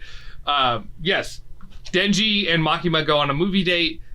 Couple chapters later, he meets Rize. It's like the start of the next chapter, I think. Or It's Rize. like, it's like raining, and he's like running home or whatever. She shows up. What? There's this wonderful part where he's like, I'm doing really well. I'm going to donate to charity. And the person's like, thank you for donating to charity. Here's this flower. He's like, yes, thank you. And he eats the flower. And the person who gave him the flower looks at him like, the fuck just happened? Yeah. What? And then later he regurgitates the flower to Rize. Yeah. So, But it was nice too, like seeing her cause him to question things like a little bit, like, what don't you want to learn? Like she's seemingly going to school when at least they first meet, seemingly going to school. right. Well, and there's the part where they end up at school. Yeah, And she teaches him just dumb bullshit. right, And it's like, you learn at the end that she never went to school either. right, yeah, And so obviously she only taught him how to do 1 + 1 and read the word big ass. yeah, So, yeah. But it was nice to see them connect over that. Like yeah. he's learning kind of friendship and family, and now he's learning like, oh, school's kind of important, or like I kind of like it gives him a little desire of like this like this human thing that like we all experience, but Yeah. from his position at the beginning of the story, it's like no, he would have never. It's cute too, because he's showing up at the restaurant every day Yeah. and stuff like that. Yeah. Like that's just how, like, when you like somebody, you kind of go a little overboard sometimes, you know? Yeah, and then she's the third, I guess now, person who's a human and devil at the same time. And Yeah, there's something going on with her. Yeah. yeah, and then she's like very much forced into that when Yeah. you learn about her backstory as far as like being from. She was like a Russian tool. Something Right? like Like that. she was- Soviet tool, Soviet, because yeah. Soviets still exist at this time. Right. Street Fighter 2 all over Somehow. Yeah. Well, it's interesting because this manga takes place in 1997, and the Yeah. Soviet Union fell in like 1993. again. Yeah, something like that. And something like that. So it's there's something going on in the reality of that world that has allowed the Soviet Union to exist longer. Well, they do mention something later on that I don't know if that would cascade it, but things that Chainsaw Man eats goes away, and there's Yeah. one specific thing that went away. You're talking about the Nazis? Nazis, yeah. The Nazis, if anything, have allowed the Soviet Union to expand rather than Right. retract like they did. Like Afghanistan, like if Chainsaw Man ate Afghanistan, that would save the Soviet Union, Yeah. and that's about it. Yeah, I just wonder. I don't think he did that, but Yeah, like if that was something that Fujimoto thought of, like maybe Soviets would Maybe. extend if no one feared. Would there be Or knew an about it? Like- Afghanistan devil? It's like, they're absolutely for the Soviets, absolutely. Yeah. that's Well, it's one of the reasons why the Allies pushed through like Italy and things like that was to fight. So the Soviet Union's push through Germany, like Soviet Union's fighting the Nazis, like after Stalingrad, where they got their footing, they could have like where they controlled only like East Germany, they could have controlled all of Germany very easily. So I don't know why the Soviet Union still exists in Chainsaw Man, Yeah, but Unless I'm it was- into it. it might have been like a holdout experiment type thing, Mm-hmm. because they mentioned like she was from a bunker or building or whatever, where they forced children to be in this lifestyle and then Right. use them as weapons or whatever. Yeah, because the Soviets definitely aren't good guys Yeah. in the Chainsaw Man universe. Yeah, but like she was like on the other edge. But he doesn't know it yet, but he's being used. Yeah, So is like when you finish the story, look back on it, like that's like one reason why I like her is like she's like in his shoes just for a different country. yeah. And so I'm assuming she would have more of a story to her or whatnot, and that and like her powers were really cool. And when she transformed, I'm like, God. what is this bomb alien thing? Like Oh my god. it looked like a xenomorph, but with like this weird bomb head. like a Well, nuke there's head. that beautiful. Yeah. I don't want to cut Bakari out of it. Bakari, what do you think of this part? I really liked it. In terms of like which arc is my favorite, I go like wildly back and forth between Eternity Devil, Katana Man, International Assassins, and Gun Devil. So this one and Control Devil. Oh wow! So every part. Basically every part besides this one and the first two. But this one's really good still. It's I really like the whole like love interest aspect for Denji. I thought that was a really cool character foil for him, and also just like a really cool way to move the plot forward. I thought she was a really cool like, you know, heel turn kind of villain. It's a and the fact that she never really seems to care about it. Yeah. Like at the end, he's like, "You saved me. You didn't have to do that." And you're thinking like, "Oh, maybe she does care about him," and she breaks his fucking neck. Totally. Yeah. And I wonder if she realized that she had to be the villain. Like maybe she did care for him, but like she had to be the villain in his eyes, or else he wouldn't move on in a positive way. Yeah. Like she had to be the whatever that Batman line is. Well, but then she proceeds to just get killed by Makima. So that was a bummer to me. Yeah, that was rough. Because they were gonna go meet up back at the shop, right? The like coffee shop or whatever. And then Makima stops her. Yeah. And then we see Makima do something completely different with powers. It's like, what the fuck can Makima do? Like at this point, like it's hard to pin down what she can do because of how she like trapped Rize with like having morphed from a bunch of rats. Yeah. Well, and that's the thing about Makima's power, like the other primordial, as they call them, devils, is like, what can they do? Fucking everything. Yeah. So. Yeah. But at this point in the story, like we didn't really know her as Control. Right. Like, you don't know that for a number of chapters. Yeah. Later. Yeah. So at this point, I was just like, what the fuck is Makima? Like, I don't know if I should trust her. Like, Right. Well, and chapter 2 of the manga should sell you off of trusting Makima. Yeah. And then every other chapter is trying to make you like Makima. Yeah. And then we see Makima through Denji's eyes. I'm like, she's okay. She seems okay. And it does a great job of that, might I add. Yeah. Absolutely. Like, even though Makima is like a reprehensible person, like every time she's on the page, I'm like, I really like this character though. I hope she's not bad. Even though like every single sign points towards like she's like the main villain of this thing. Like even at the end, I was like, oh well, I sure hope Makima gets a redemption arc because I really like Makima. Yeah, well, it's a good example of how like abusive relationships work. Oh, yeah. Where it's like you have this character who is absolutely into this person who is 100%, when you look at it from the outside and you know all the details, absolutely fucking this person over. Yeah. And but you don't know it when you're in it. Yeah, and that might be a grand concept for this because of all the women like Denji meets that he kind of enjoys or likes. It's like they all kind of like try to kill him or beat the shit out of him. It's like I wonder what Fujimoto's saying, I guess. There's I think Makima is his big thing. Yeah. There's something to be said there. This arc, to move on, I love how powerful Bomb Girl is. I love there's my favorite part of this manga is when like Beam, the shark fiend, is talking about how Chainsaw Man used his powers in hell. He's like, he would like hook from building to building, and Denji's like, yeah, I can do all these things. Yeah, I can do all these things. And Beam's like, yes, you can. We can do all these things. And then Beam is just like, and then Chainsaw Man's like, I'm gonna ride you like a horse. And Beam's like, this isn't what I had in mind. Like, Beam talks about all of these powers that Chainsaw Man has that Chainsaw Man doesn't use. Yeah. Can I also say Beam is a fantastic character. I love Shark Beam Devil. is great. Beam's like best boy? He is best boy. Absolutely. Beam's great. Best friend. What I like about Beam is that prior to meeting Chainsaw Man, everybody talks about him like no, he just went into a violent fit if you tried to talk to him. There was no use trying to deal with this guy until Denji showed up. Yeah. And he worships Denji.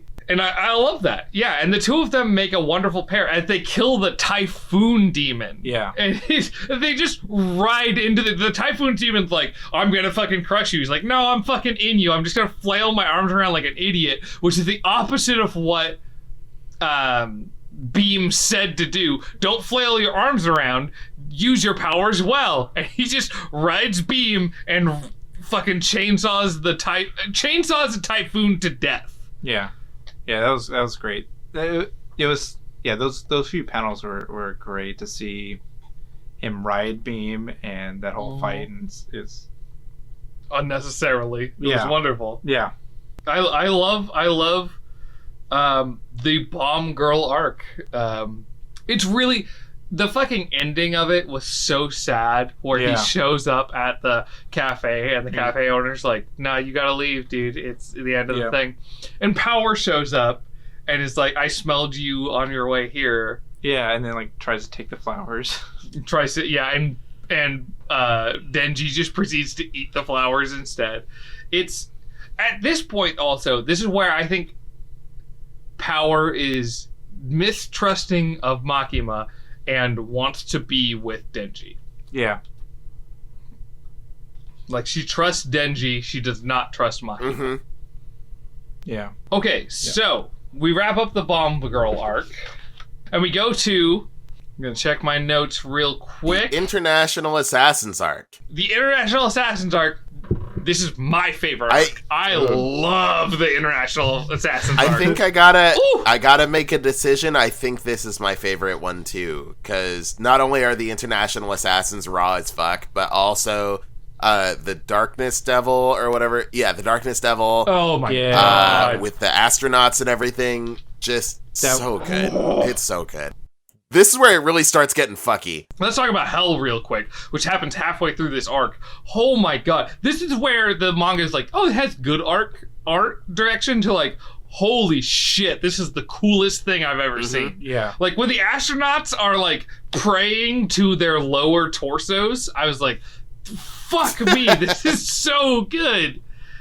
And like, every other character in Hell becomes literally disarmed. Like, their arms fly off of themselves as the devil, as the Darkness Devil shows up. Yeah, and apparently, I don't see it as much, but I've read a few Reddits, so like, he spells out Makima with the limbs. Oh, really? Oh. If you try to read like the negative space of it and a bit of the lines that it would create. Mm-hmm. One of the cool things, I don't know how you deal with that, but one of the cool things I love is that when the characters are losing their arms form the panels of that page that he shows up in. And I think that's incredible. And like, everybody is trying to kill the Darkness Devil and they fucking can't. Yeah. Like people, like, there's the Violence Fiend, and he's like, he wears a mask that emits poison so that it weakens him, and he's like, take off my mask. He goes full strength. He's ready to fight the Darkness Devil, and he gets annihilated. Yeah, and he was revered as like, never take off my mask. Like, he's way too strong. Because he's very powerful. Yeah. And he's one of the few devilmen or fiends that retained most of their heart, even though he had a dead body. Great guy, until the part where he fucking got annihilated by the Darkness Devil. Yeah. And then they mentioned too, right before Darkness shows up, and they kind of set the tone of like what devils in Hell are like. And they mentioned like, some of these devils never left Hell, meaning they've never died. Yeah. They could not be killed. Because that's where there's an interesting like reciprocal thing, where it's like, if you're a devil and you die, you go to Earth. And if you're on Earth and you die, you go back to Hell. Yeah. And that's what makes Chainsaw Man interesting, is that if he eats you, you disappear. You stop doing this cycle where you go from Hell to Earth and Earth to Hell and Hell to Earth and vice versa. You disappear. You no longer exist. That is true death for the devils. Yeah. I was just thinking, it's like, maybe that's the like Hell or heaven that they seek.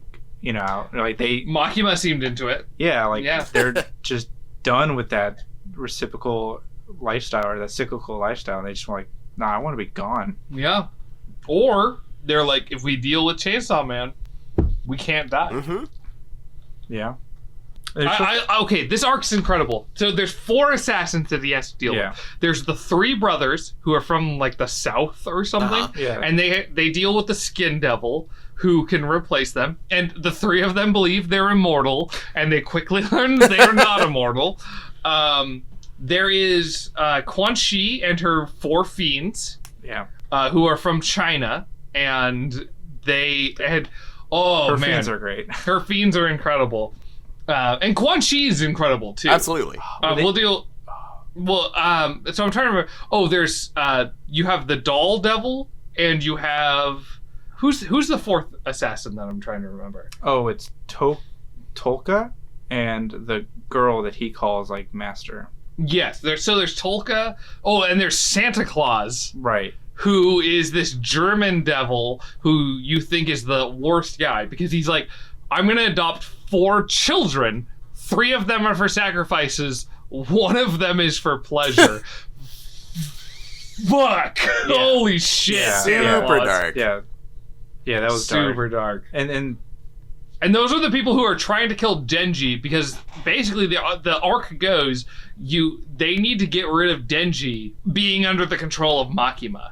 Right, or Japan, I think, right? Because it was like put on the news, and then these countries had their assassins or whatever. But those countries are looking at Makima controls that person. We need to weaken Makima if we can. Yeah. But those 4 assassins are incredible, and the part that is frustrating to me rereading it is that episode 59 or chapter 59 is not on the Shonen Jump app. It is online read only for some reason. And the only reason that it is that there is a part where you explicitly show Quan Chi and her 4 fiends kind of having sex. Yeah, I reread it. I'm like, I didn't see anything in here that would get this thing delisted in any way. And I thought maybe that was like a fan-made photo. Yeah. Using the app I read it in. And it just didn't faze me because the rest of this manga has showed so much brutality. And there's not just brutality, but there's also sexuality where there's the part where he doesn't know whether to choose between Rize or Makima. And you see Angel. You see Power. You see so many characters in their underwear in that part. And I guess it's just the fact that the other characters aren't in their underwear. Yeah, well, they showed Rize naked in the pool, I think, when they were swimming. Oh, yeah. They did, yeah. So, why was this scene? And I'm really trying to piece it together. It's a bit of a stretch, I think. And hey, this is Stew coming at you from the future. So not sure how I missed this, but the reason it was likely censored is because the characters are definitely having sex in the image. Little embarrassing not to realize that until right before we're about to post the podcast, but just wanted to let everybody know. I'm still going to leave in what we said here. I think it still applies, but just wanted to let you know, that's probably why it was online only. And it's doubly funny because, like, for me, I didn't even realize I skipped a chapter. So it goes. I went from chapter 58 to 60, and it's basically Santa Claus touches a person, that person touches other people, and those people all turn into dolls who are under his control. And the chapter 60 starts with those dolls running to fight something, but chapter 59 deals with where are the 4 assassins in relation to Denji? Right. And, like, how are they, and how do the dolls interact with the fiends and things like that? And there's so much that happens in 59 that is so fucking annoying that it's not on the Shonen Jump app. So there are characters who die, who have been in previous chapters. And it's a weird chapter to censor. I don't know. It doesn't stick well with me. Yeah, not for that one panel. But the rest of the arc, I like. I think the international assassins are incredible. This arc is my favorite because, so at the end, you reveal who Santa Claus is. And she's like this doll person. And she's like, I'm going to defeat... So they go through hell. Yeah. And the doll devil is like, I want a piece of flesh from the darkness devil. She eats it. She is indestructible during darkness. And then how does Chainsaw Man deal with that? I'm gonna light myself on fire with gasoline, and I'm gonna fight you with the power of light. And he keeps talking about the power of light, even though all he did was light himself on fire. I mean, it creates a good amount of light. You know, he's not wrong, per se. Yeah. Although more intense light would be more intense shadow, but...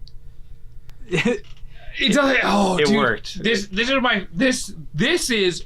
So this is my favorite arc. This is my favorite moment in the manga where he just lights himself on fire and he's like, this is how I'm going to deal. And he keeps talking about like, I'm going to defeat you with the power of light. All you did was light yourself on fire. Ah, Denji. Yeah. Yeah, it was, I love it. It was a really good arc. And the Tolka and his master too, like his master, that girl, I believe was the doll demon or Santa, like, because she was the granddaughter of the previous Santa, and she was training that guy to be the perfect doll so that he can take on the new Santa, is how I read it. Yeah, that whole sequence between who is Santa Claus is confusing. Very confusing. Very confusing, but I think she was the granddaughter trying to find a new host to be the next Santa. The old man was a doll, even though he had incredible power. Right. So I think she was the main power because she's the one who... She's Santa Claus. Makima refers to her as Santa Claus. Yeah, she took the flesh and turned into the giant thing. But like, it was such an intricate like character and stuff. It was It was interesting. Yeah. Also, like seeing Santa as a demon or a fiend or whatever. Like, well, I loved that. I loved the fight between Quan Chi and their master sensei guy whose name I can't remember, but the guy, Kishibe. Like, there's so many good fights in this arc. Yeah, a lot of good fights. Like Quan Chi showing up to that fight location where she killed like hundreds of people or whatever it seemed like. Yeah. Like that was such... Oh, where she just decapitates everybody and you don't realize what's happening. Ah! That was a really... so cool. Really well done like art too, because you see her like as a blurred motion and then she stops and you kind of guess what would happen, but when you see the head split and they show you everyone, it's like, oh, it was good. So good. A lot of good fights. I feel like a lot of people died in that arc. Yeah. Oh, I agree. Especially against the Darkness Devil. Yeah, a lot. I have listed like 4. Well, before we move on to the Gun Devil arc, you got any thoughts, Bakari? Anything you want to add? I really like this arc. I think Quan Chi is extremely cool. I also thought that part with the the Darkness Devil and the astronauts was extremely cool. So cool. At this part, I was kind of like not like I wasn't having fun. I very much was, but like a lot of this kind of went over my head on a first read, and I'm like really interested to go back to it. Like now that I know what I know, like kind of revisit it. But yeah, I love how fucky this arc gets, and it only gets fuckier from here, and that's sick. Fuck yeah, Chainsaw Man. Yeah. Oh, yeah. It's weird that a manga called Chainsaw Man is like cerebral. You wouldn't expect that. Like you have to think about what happens. Yeah. I love it. Okay, so let's power through these next couple parts so that we don't drag on too long. Okay, so chapter 6, we got the Gun Devil arc, which is a short arc, but goddamn, does so much happen in it. Yeah. So the president of America. So you learn that so much happens in this arc. So you learn that the Gun Devil has been defeated, but basically the Gun Devil is like nuclear weapons. Like whoever controls the most of him can summon him and do the most with him. And so the president of the United States says, please kill Makima. And they control the second most compared to the Soviet Union. The Soviet Union, I know, controls the most of it. And so yeah, he summons the Gun Devil, and the Gun Devil kills a shit ton of people. And goddamn, is this part not heartbreaking? Because prior to this part, it's all about Aki, Power, Denji becoming the best of friends. Yeah. You know, this has been happening throughout this entire story, but at this point, Aki comes to Makima like, please help me save them. And she's like, make a contract with me. And he says, okay, I'll make a contract with you. And it is not there to save them. Yeah, because he even wanted to pull them out of the mission completely. Yeah. And she, playing chess with everybody is like, oh, well, they're coming then. Yeah. You can stay. And then, so he joins. Like, yeah. She's definitely controlling the scene. And he wanted to make he said specifically, I'll make a contract with any devil as long as it saves Denji and Power. And at this point, he has less than 2 months to live, according to the Angel Devil. And then the Angel Devil remembers who Makima is and is powerless against her because you learn Makima is the control devil. She is the fear of control embodied. Yeah. Oh my fucking god. This is where the manga on the first read threw me for a loop and I had a hard time figuring out what's going on. Rereading it, oh my god, I love this part. Yeah. Yeah, the Gun Devil shows up to kill Makima and that's not what goes down. Mm-hmm. Fucking nuts. Oof. Fucking nuts. Yeah, and so the Gun Devil shows up. She summons her weird meat halo. She gets shot in the face. Her whole deal is if she dies, someone else in Japan dies instead. Yeah. Her meat halo pops out, and then the meat halo pops out above the Gun Devil and kills the Gun Devil. Yeah, and that was like her 29th death, I think? 29th, yeah. Yeah. Yeah, and so she shows up. Gun Devil dies. He possesses the spirit of Aki, or Aki's corpse, and then Aki becomes the Gun Fiend. Which the future demon is like, you're going to die the worst death. Yep. And I want to see it. So let's fucking do this. The future rules.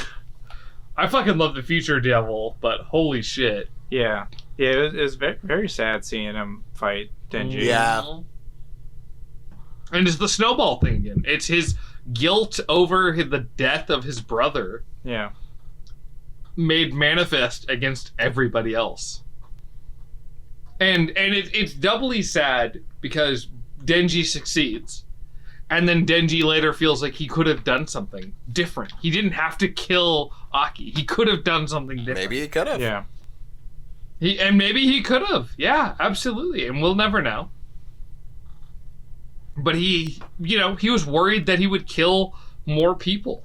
And that overrode his sense of, like, how do I save Aki? Because Aki was killing a shit ton of people prior to that. Oh, so many. Yeah. Yeah, and they didn't do the thing where I feel like in other shonen, the protagonist might have been like, do whatever they can to save the person, even if they're doing something bad. Yeah. Like, he knew he had to do the bad thing to stop Aki. Or gun version of Aki. Well, and it's sad, too, because there's the part where, like,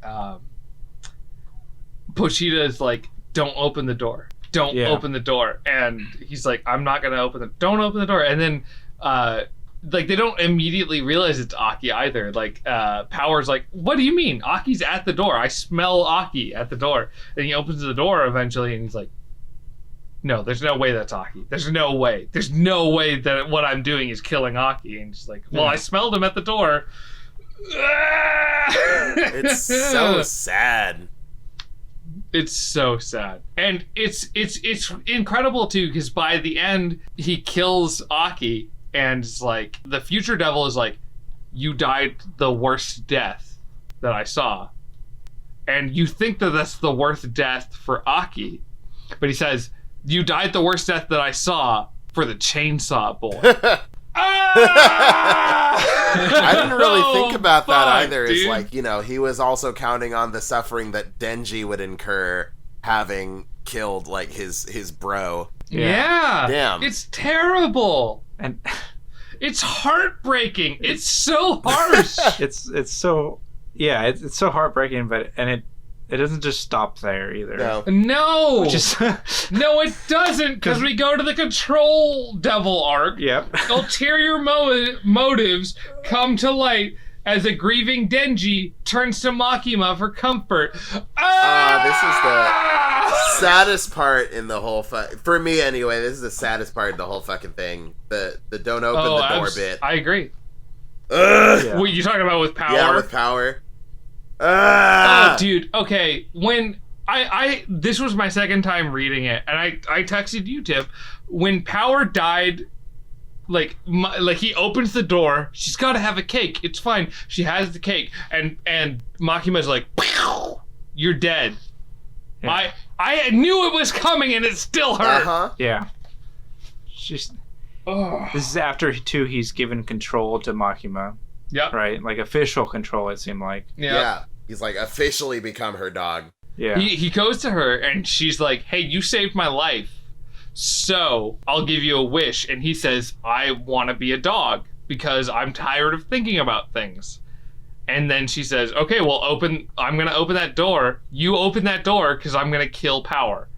He's like, "What are you talking about? No, there's no way."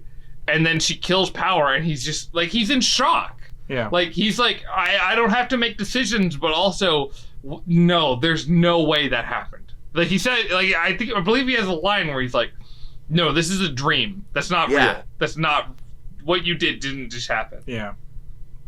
And that's another bad event behind a door, right? And it's like 2 of the 3. Pochita says, "Don't open the door." Yeah, and I think maybe Aki and Power were the doors he was talking about, but there's also the door which like hid his memory of his father. Yes. Where he supposedly killed his father after like abuse and stuff. Well, because Makima even says, like, you're not a good person. You don't deserve redemption. Like, sure, you killed your dad, and he might have killed you, but you don't deserve happiness. If you raise a family, I'll kill that family. If you make friends, I'll kill those friends. Like, that's the only way I can figure out how to break your contract with Pochita, basically. Yeah. With Chainsaw Man.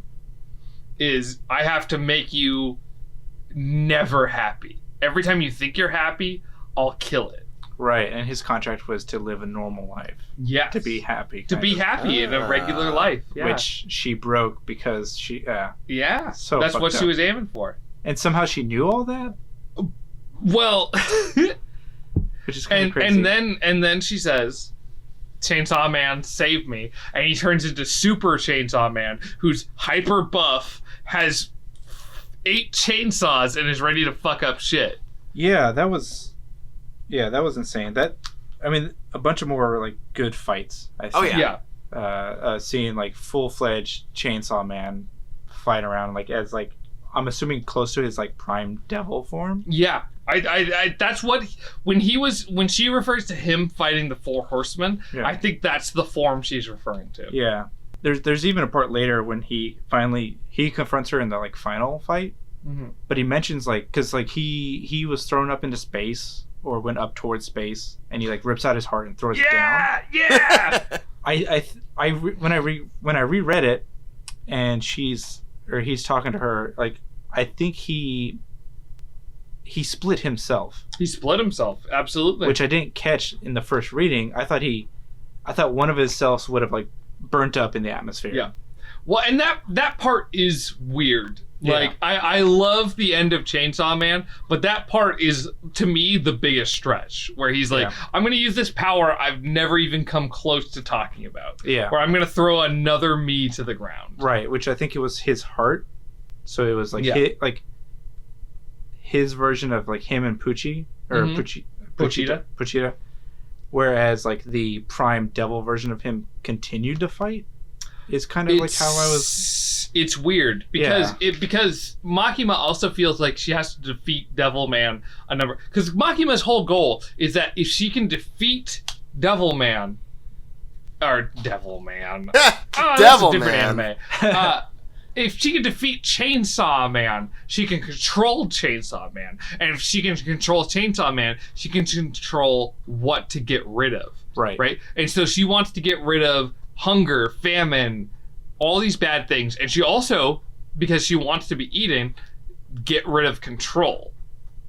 Right. But there's a lot going on there. Yeah. So. And that seems like that's something that everyone would want, to get rid of all these bad things. And she was definitely how do I do that? She's going about getting rid of them in a very brute force kind of way. Like, listen, I'm an anarchist. Fuck people controlling you.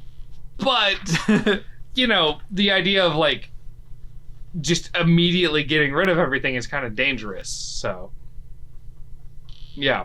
I liked this chapter. I liked the part where he fights her. I love the part where Kobeni, the character that we've not talked about. Oh yeah, we haven't mentioned her at all. Oh no. And she's so good. And when she works for the Family Burger. The fucking Family Burger. Oh my god. And they all have their lines where they're like, we'll add beef, cheese, lettuce. And they slowly are getting killed by Chainsaw Man, who wants to go on a date.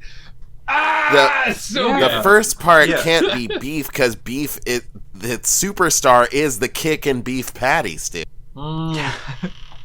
I can't remember it's the like parts. Lettuce, tomato, cheese, buns, and then the superstar, the star of the show, a kick and beef patty, and then he like kills the lettuce guy, and then it's like tomato, dead, like picture of a dead dude. Lettuce, buns, and then the beef patty, and like they keep doing that, and like he kills another guy, and it's like tomato, dead picture, buns, and then kicking beef patty, and like they just keep doing that. It's so fucking good. It's so good. Yeah. I thought about all my nightmare moments at retail, and I was like, this is so good. That was a familial slap. Remember that next time.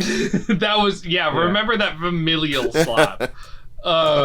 So good. And he just wanted to go on a date. Like he another just wanted to simple human pleasure that he just keeps striding for different human pleasures. Like fairly simple ones, like a hug, a kiss, a hamburger, tits, a date. Yeah. Well, and I love it. He wants a Bamburger and he wants to Vance Revolution. So okay, we're going a little long here. Oh boy, yeah. Let's speed things up. I love how this wraps up, where he has fought Makima. He has proven to be a hero, and Makima is like, you are too weak because everyone loves Chainsaw Man, and you need fear to be powerful. But you learn that like she's fighting the form he threw to the ground. Yeah. And that form is able to kick the shit out of every fucking person she's able to resurrect. And that when she thinks she's defeated Chainsaw Man, Denji shows up with an actual chainsaw with Power's blood and kills him. And it's like, the fact that Power had to sacrifice herself, the fact that Aki had to sacrifice herself, it's like, fuck you, Makima. You made all of this terrible. Yep. And just that. And then he. Oh, sorry. You go ahead, Sue or Tim.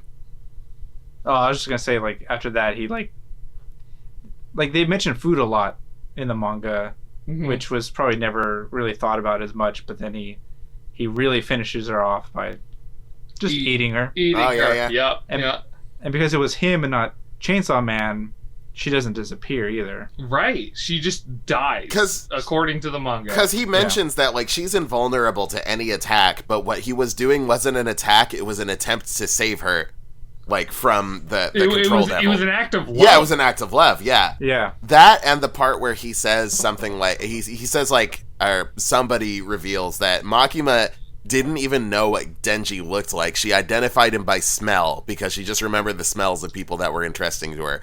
Right. Like, Yep, I was gonna. Yeah, at no point was Denji like an important or interesting person, or he was just, you know, another thing that she was gonna use to meet her ends. And it's only when he realizes that and separates himself from her that he's able to like actually move on. Like it's a really, really, really satisfying end to that whole theme of like Denji being controlled and seeing himself as somebody else's dog. Just beautiful. Absolutely. Yeah. Because that is a motif that exists throughout the manga, and it's not just a Makima to Denji thing, but it's like every character treats him like a dog. Yeah. It's really satisfying too to finish it and like talk about it and reread it and like seeing that, like seeing that growth and like seeing it as a story of someone going through this intense relationship of control or someone else being in control and whatnot. And like, and it's crazy that it's done in this package of Chainsaw Man. Yeah. Well, there's a very interesting discussion about Chainsaw Man, right? Like, I can't remember if we talked about it earlier because we've been recording for a million hours. A long time. But like, there's a date that Chainsaw Man goes on with Makima where they watch a bunch of movies, and at their final fight, he's like, "Oh, will there still be bad movies?" And she's like, "No, there won't be bad movies in my perfect world." And he's like, "Well, I can't stand that." And to me, that stands for like, he's understanding that you have to go through bad things to appreciate good things. You know, that like suffering is kind of a part of enjoyment in a way. Yeah. And that if she just only wants enjoyment, then like you're not getting the most out of life. That you're going for some kind of weird nightmarish version of it.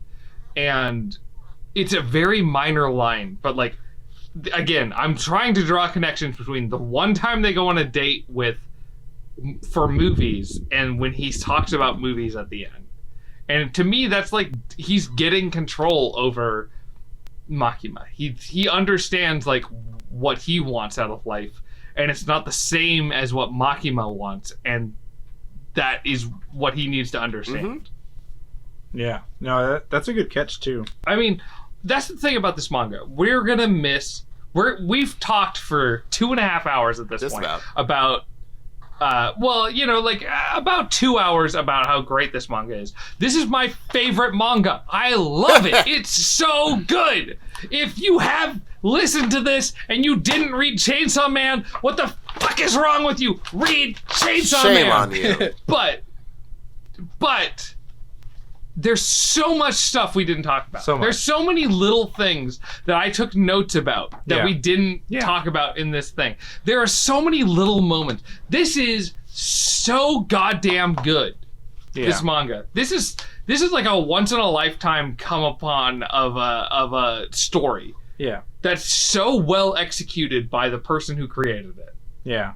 And speaking of like, would you want it to then end? Because to me it felt like a good closure. It would have been a fine, like, would you want more? That's the thing, because it does continue. Yeah. And it made me question, like, I both really excited that there's more because I loved it, but also kind of bummed that it wasn't contained. Mm-hmm. And if I flip a coin, I'm just gonna like, no, I'm excited there's more. Yeah. But I think I'm excited there's more as well, because he's done a good job up to this point. Yeah. So there's no reason to mistrust that now that Denji is a high schooler who can turn into Chainsaw Man, that we should be disappointed. Yeah. This manga has been perfect from chapter 1 to chapter 97. Yeah. The issues I've run into, I have resolved by rereading it. You know? Yeah. There are so many interesting moments to this manga. And if the next part sucks, I'll be sad, but it's not going to ruin the first 97. Yeah. Yeah. And I think the next part, well, I hope the next part will be great, right? Because he's showed us the Academy arc. Yeah. And also, it's not going to be in a physical form, I don't believe. It's going to be on Shonen Jump Plus and digital only. And think about that better be what I'm paying for. Right. I believe so. But like in doing digital only, he doesn't have to do a weekly thing. He doesn't have to do a weekly normal shonen. So maybe he can spend more time, whether he does or doesn't. But it seems like it might give him more control there, and maybe more control on like what he wants to show as far as the more adult themes and stuff, in which he's already on that line. So it like, I hope so. It makes sense because we're in COVID and whatnot. And digital only would make sense as far as money, but it seems like it'd also give him more control as a creator. And I hope that there isn't a resistance, because Like I own I was at my favorite comic book store. Everybody should shop at Big Brother Comics. And I picked up Chainsaw Man #2 because that was the only one they had. And Chainsaw Man, I feel like, as much as we just talked about how good it is, as much as I talked about Shonen Jump, everyone should read this physically. The spreads are incredible. Right. And I feel like that's what's going to be going forward, is like, if I could read Chainsaw Man physically, oh my god, I want to. Yeah. And hopefully they backfill and do physical prints for a second. And I'm sure they will, but it's just exciting to see, like, what does he get to do if he's given more leniency. Yeah. I want positivity with consequences. Yeah, and they show that consequences are heavy. A real thing. Mm-hmm. Okay, so we're reaching the end of the Chainsaw Man discussion. Bakari, how do you feel about Chainsaw? I'm a big fan. I don't do much reading of books, either comic or regular books, but Chainsaw Man is extremely good. It's the best thing I've read in an extremely long time, and I get the feeling I wasn't able to do a reread before this episode, but I do very much want to reread it and see what I can pick up on now that I have an idea of the story. Yeah, it's fucking phenomenal. It got me back into reading things. A+. Yeah, I agree 100%. Mm-hmm. Yeah. Tim, how do you feel about Chainsaw Man? I would say, like, in the wise words of a prophet or friend of ours, Anthony, Chainsaw Man fucks. And it fucks hard. Yep. It fucks hard. Good. Absolutely. It also it got me back into reading manga. Mm-hmm. Like when Stu showed me it, and I've seen some of the photos, but like it seemed very silly. And I just watched Revolver Head as an anime, where this dude had a giant revolver head. I'm like, oh, this is just another thing like that. I started watching that. That looks like fun. Yeah, it's fun. It's a good cyberpunk type of setting, but like in noir. But in reading Chainsaw Man, it's like, oh, this is really good. And I get to reading, and I'm like, okay, how do I read this all the time? So I find the app I can, and then it got me into reading more manga because of that. Nothing has filled me with more joy than recommending Chainsaw Man to people and hearing them say, "Oh, I love Chainsaw Man." Yeah. Like I've had a few friends, like, even prior to, like, what I think is the best part, where it's like, you know, the Katana Man shows up and he's gunning down people and everything. I thought this manga was incredible, and it's made me so happy to have friends be like, I agree, it's so good. Like, you're not an insane person, Stu. Yeah. No, it fucks. It fucks. It fucks 100%. This is so goddamn good. If you're still here and you haven't read Chainsaw Man, eat shit and read Chainsaw Man. Even though we spoiled so everything, good. Still read it. It's fantastic. Still read it. There's so many things we skipped over.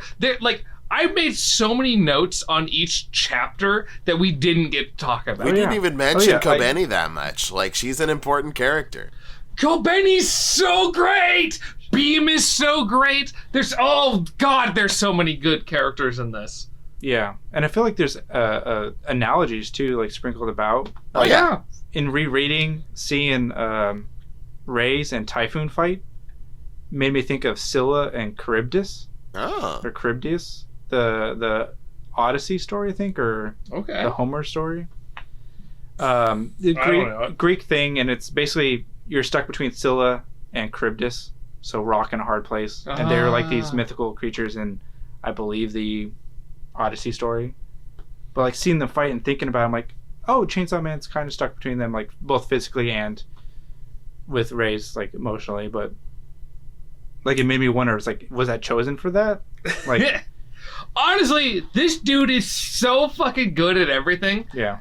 Tatsuki Fujimoto, yeah. So goddamn good at everything that, fuck it. Whatever we think that he did right, he did it right. I don't fucking know.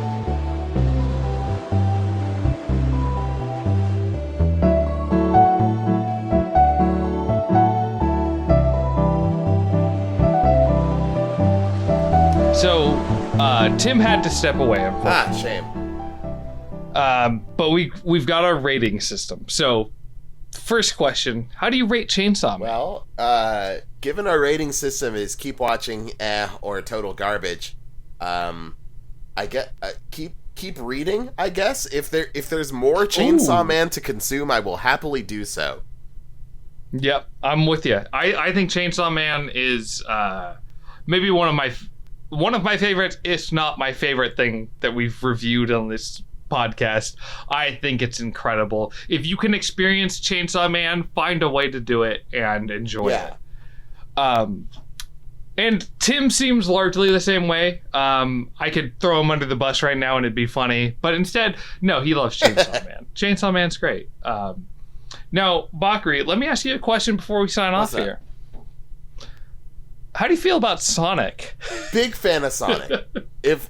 Listen, Sonic, the quality of the games, of the Sonic games that have come out over the last decade has been wildly varied. I hate Sonic Forces deeply. But even still, Sonic is always, by the Battle School Dropouts rating system, Sonic will always be a keep watching for me. They could put out garbage after garbage, and I'll keep doing it because I am a dumb simp for Sonic. And I just, that's my buddy. That's my little blue buddy. A little buddy. Okay, well, let me throw this out there. Because we shouldn't have a non-Sonic episode. You know what? Yeah, you just saved us, because otherwise we would have had another episode where we never mentioned Sonic. Thank you. What if you had to recommend a Sonic, Bakari, I've never played a Sonic game. What Sonic game should I play? What is it? Oh boy. I think the correct answer is Sonic 3 and Knuckles, followed by Sonic Adventure 1 and 2, and then then you can branch out from there. You want to hit Sonic Heroes, you want to hit Sonic Generations, Unleashed, Sonic and the Black Knight, Shadow the Hedgehog, any of those, go wild. But I think if you had to play one Sonic game, exactly one Sonic game, it's Sonic 3 and Knuckles, for sure. Okay, that's the best Sonic game. It's the most important one, I would say. Okay. I can agree with that. So, let's wrap up here. We've talked about Chainsaw Man for a while. Like I said, Tim has unfortunately had to disappear here.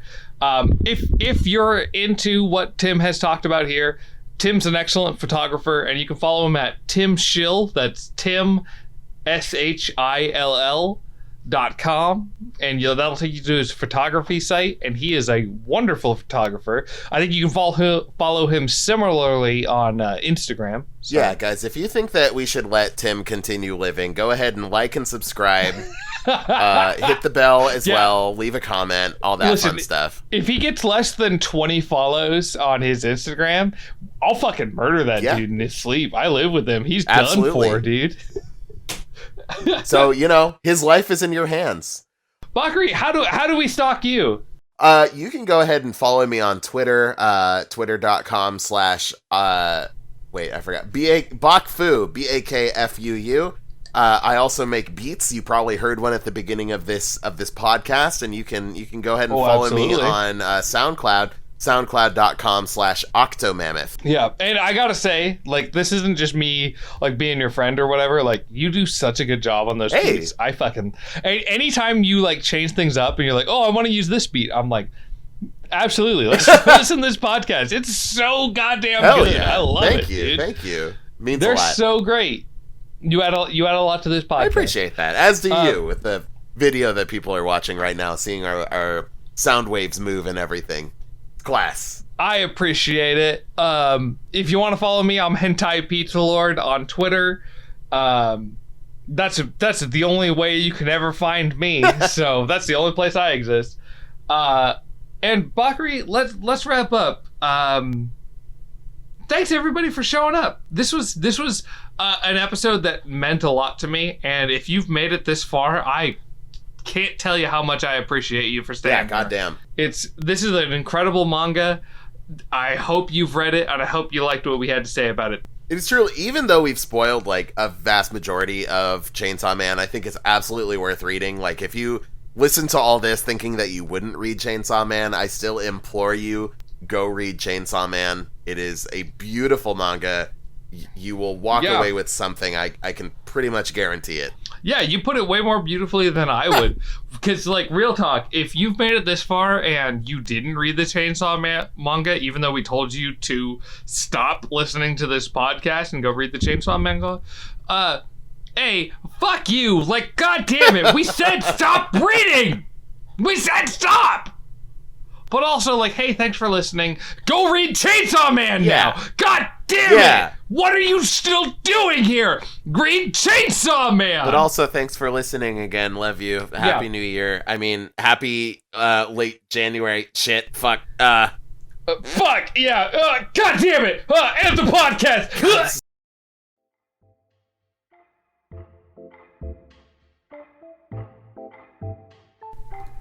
Next time on Battle School Dropouts, Bakari and Stew will be reviewing the first 6 episodes of JUJUTSU KAISEN. So if you'd like to be a part of the discussion, watch those episodes and listen along. I'm so tired, and one day I'll learn not to keep editing until 3 in the morning.